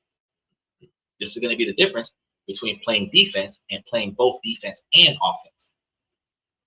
Income expansion doesn't have to mean a second full-time job. It's about thinking creatively and looking for ways to monetize your existing skills, assets, and your time. So you want to think of it as stacking micro income streams. So you want to start with assets that you already have. Got a spare room? Rent it out on Airbnb. Find at least one weekend a month that you can bring in a few $100s. Have a car that's just sitting in the driveway. Car share services that let you rent out your car. These platforms, like Thrift, will allow you to turn a dormant liability into a cash flow asset. Next, you want to look at your skills. What are you good at? What do people ask you for help with on a regular basis? If you're organized, you could offer a service as a virtual assistant, proficient in particular software. You could tutor people, have a knack for writing, graphic design, or video editing. Freelance platforms are full of clients looking for these exact same skills. The key is to realize that the skills that you use in your 9 to 5 job have value to others outside of that same job. So you can also create assets that generate income more passively over time. That could mean selling digital products like ebooks or templates, or like I told Steven, sell your notes from college on a website that allows other students to go buy notes for the courses that you take. It could also mean starting up a YouTube channel like I did on topics that you love and monetize that.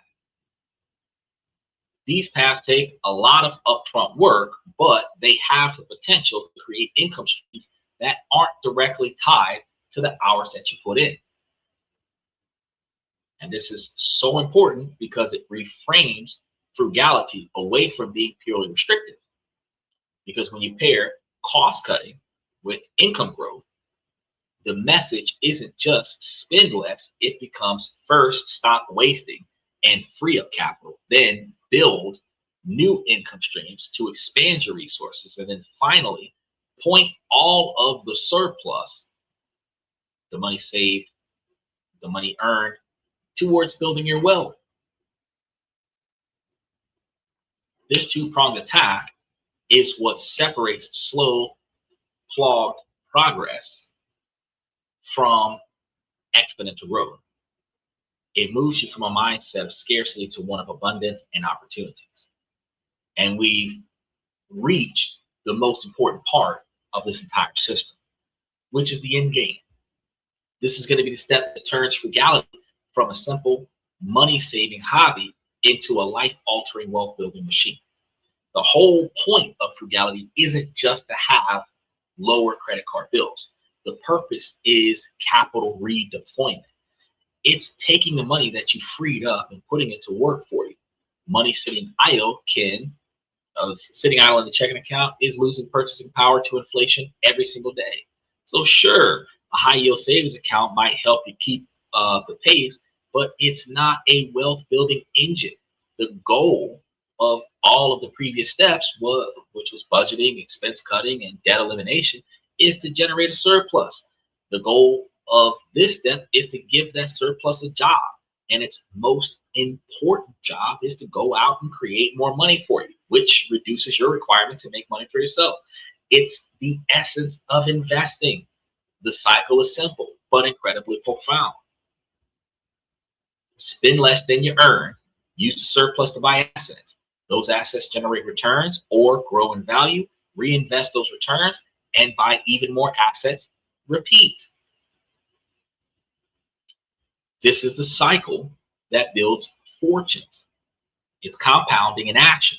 And for most people starting out, the most accessible assets are in stock markets through low-cost diversified index funds.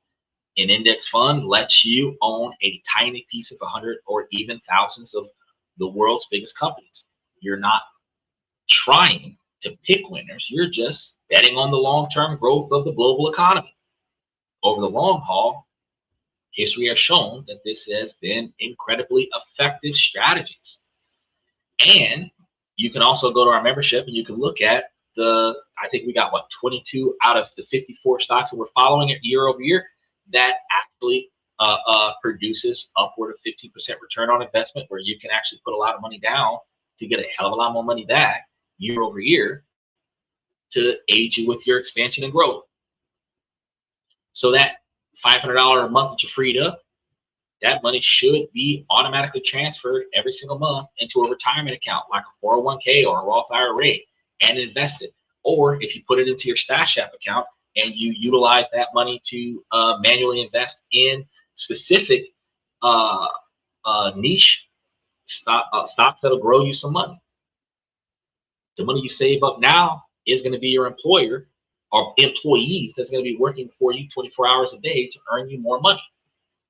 But reinvestments isn't just about stocks. The surplus could be a down payment on a rental property. It could be investing back into your own side hustle to grow it faster. It could be investing in yourself through education that increases your primary earning power. The key is that the money is not just spent, it is deployed into something that will create more value in the future, which is why I can't afford it. Doesn't mean that I don't have the money to pay for it. I can't afford it. It's more to the magnitude of I cannot afford to waste this money on something that doesn't benefit me, right? This is the ultimate answer to why be frugal.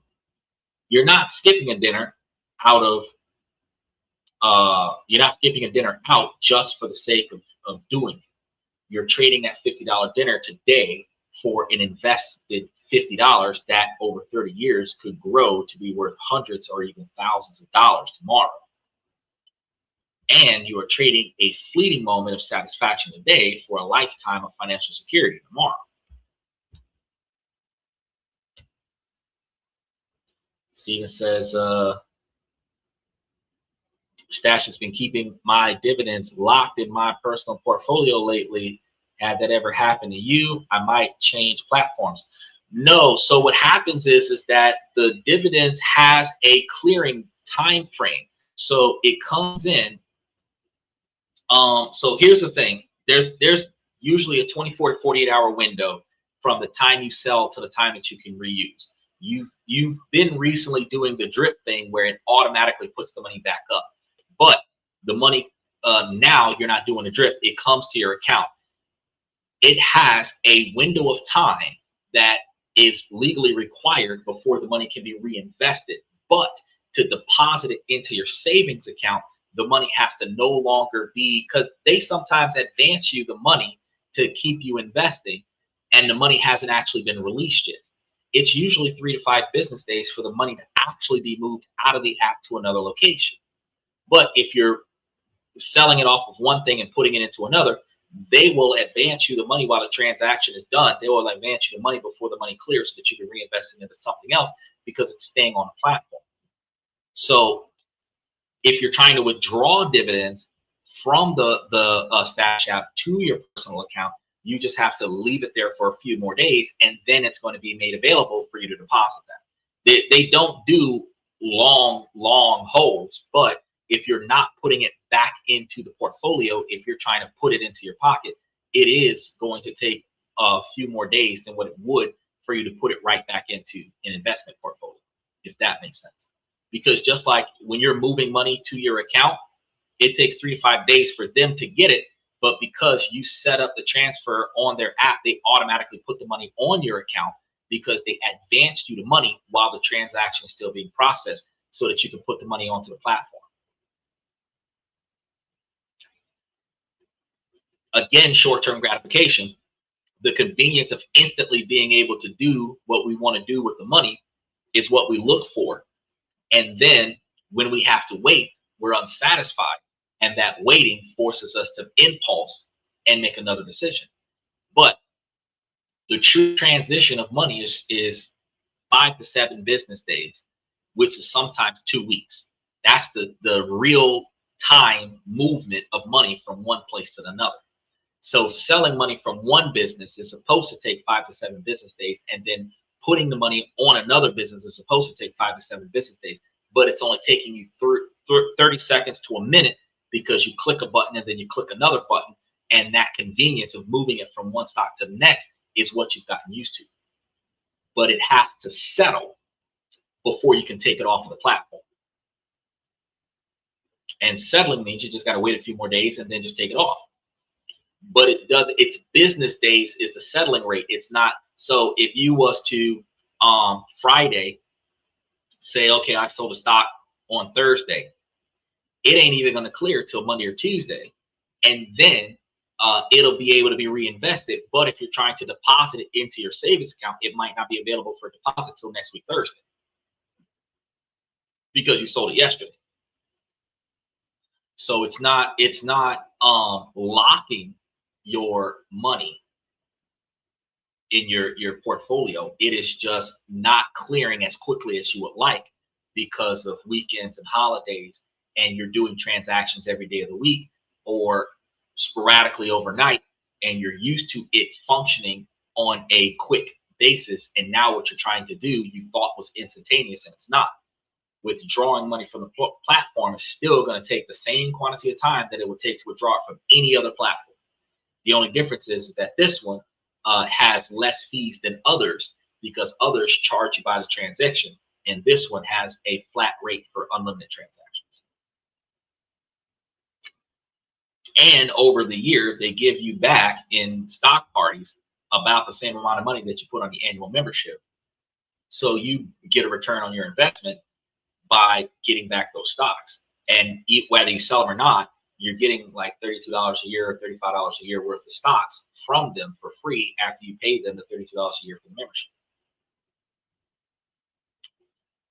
The same way if you were paying $179 a year for the upgraded version in order to do the IRA, where they would give you 3% back on $7,500. If you was putting a full $7,500 on, you would be getting $225 back on $179 a year investment opportunity. So what you gave them versus what they give you back, they're giving you back more than what you give them. But even still, when you're trying to take the money off, you have to let it settle, don't reinvest it, and then it's going to tell you now you can deposit it into your account. This is going to be why I tell you guys, when you're planning on building your finances around, or building your spending habits around your brokerage account, you have to look at how long it takes to release the money, because every platform is going to have a few weeks to release the money. And when you're dealing with larger quantities of money, it might be a lot more weeks than you think. So it's not going to be a 3-day turnaround. It's never going to be a 3-day turnaround, no matter what platform you use. It's never going to be a 3-day turnaround to sell a stock and then deposit the money from the stock to your personal bank account. It's never going to be a 3-day turnaround. It's a 3-day turnaround just to sell the damn stock. It's going to be another 3 to 5 day turnaround to put it into your personal bank account, which is like a week to 2 weeks to get your money from a standard stock, which is why they say emergency funds is better to have in cash in the bank account, because if you need the money within the next 3 days, instead of trying to fight to get it off your brokerage account, which might take 2 or 3 weeks, you can actually get it from your savings account. In a lot of cases, when you're talking about moving a few $100,000 at a time, if you're trying to take like $500 or something like that, you can get that in less than a week, but it's not going to be in a 3-day period of time. It's not going to happen in 3 days, especially Saturday and Sunday is not counted in the business days that the transaction occurs. And today is Friday night, so you're not going to be able to see nothing until like Wednesday as far as making a deposit. Now, if your bank does the same thing that your brokerage account does, which is advance the money because they know it's coming, because they move money back and forth with one another on a regular basis, then you might put the money in on Wednesday and then see the money on Thursday and not have to wait until the following Monday. But if your bank is stagnant about releasing the money, then after you get the money dropped, it's still going to be a 3-day turnaround, 3 business day turnaround. And that's just every platform. That's every platform. The only difference between this platform and some other platforms is that some other platforms will also charge you a fee to withdraw the money from the account. They'll do it through Stripe, and Stripe is going to charge you a fee to move money. Soon as they say money is being moved through Stripe, you're like, nope. With Stash App, it's direct deposit to your bank account, ACH transaction, which very few platforms are doing that. A lot of platforms are switching to a third party to move the money, like Stripe, and you have to pay a 3% fee to move your money. And you shouldn't have to pay a 3% fee. But without this final step, frugality is going to be incomplete. So it's going to be like revving a powerful engine while the car is still in neutral. You're making a lot of noise, but you're not going anywhere. So reinvestments puts that car into gear. It connects all of your hard work to the engine of compounding growth and start moving you faster and faster towards a future where your money works for you so that you don't have to. And that's why I told you guys pay quite a few months in advance, because if it takes you 2 or 3 weeks to get your money out of the brokerage account, you have all your bills paid up for the month of September in August. So if your money gets released on the 1st, your bills were already paid. Now you can start paying bills for October. So let's draw a final line in the sand between being frugal and being cheap, because this distinction is everything. Cheapness is a mindset of scarcity. It comes from a place of fear. A cheap person focuses only on price. They'll buy a poorly made shoe because they are on clearance, even though they'll fall apart in about 6 months. and cost more in the long run because you're consistently replacing them. Cheapness saves money now at the expense of your future self later.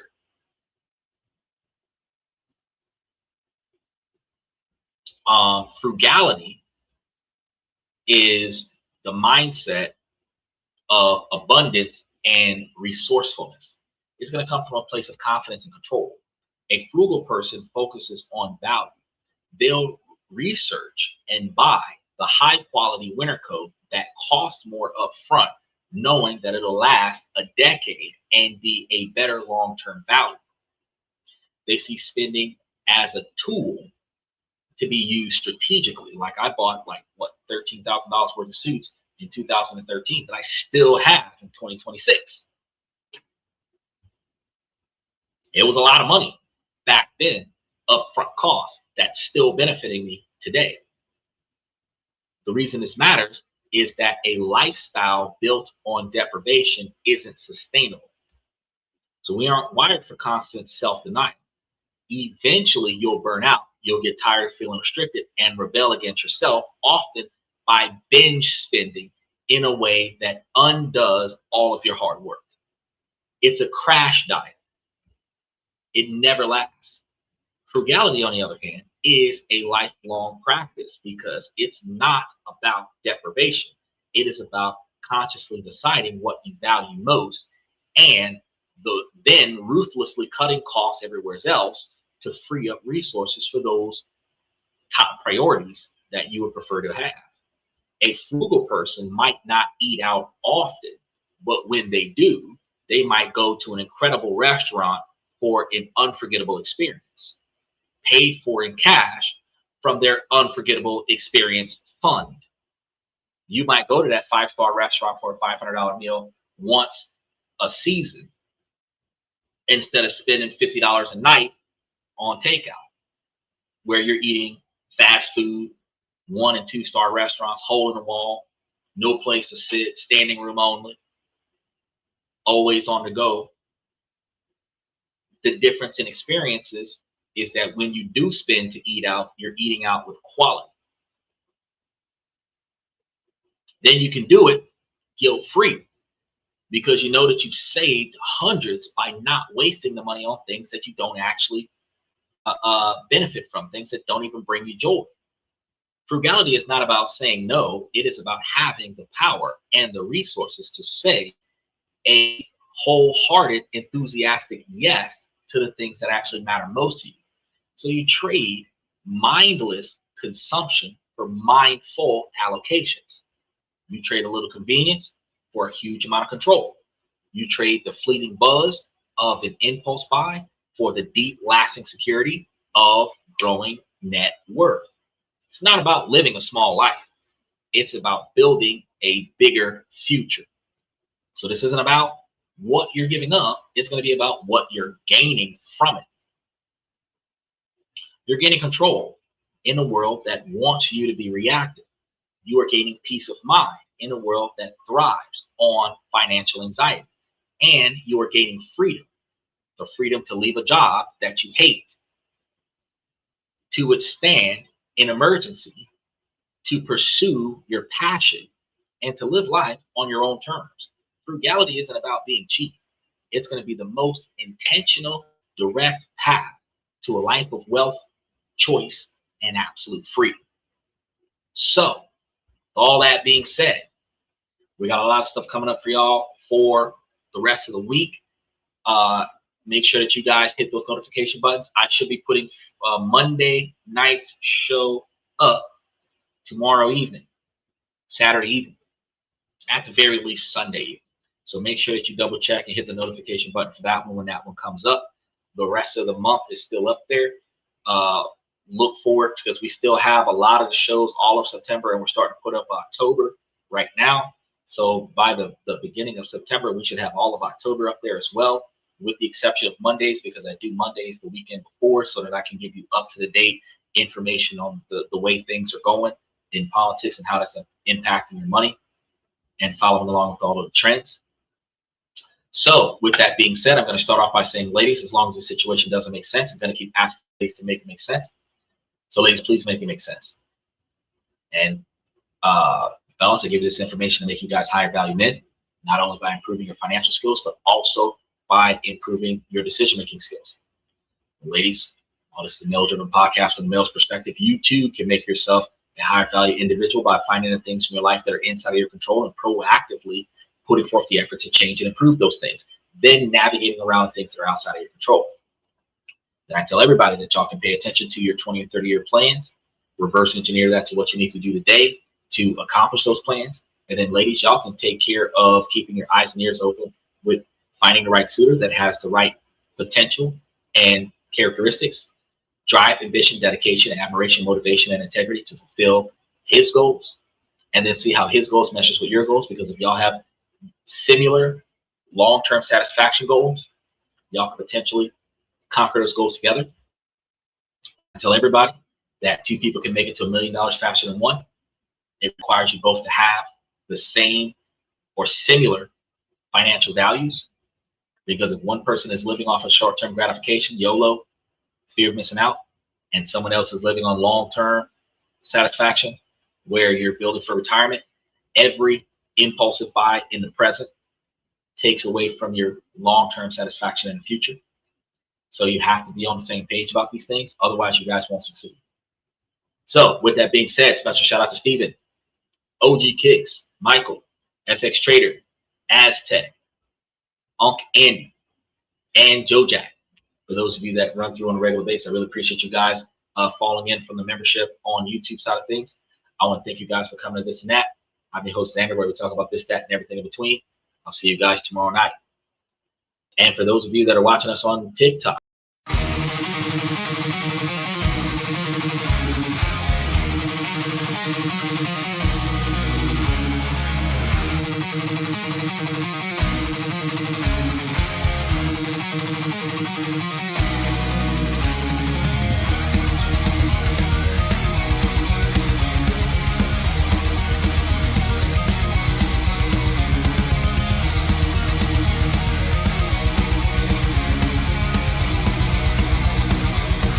Higher ground.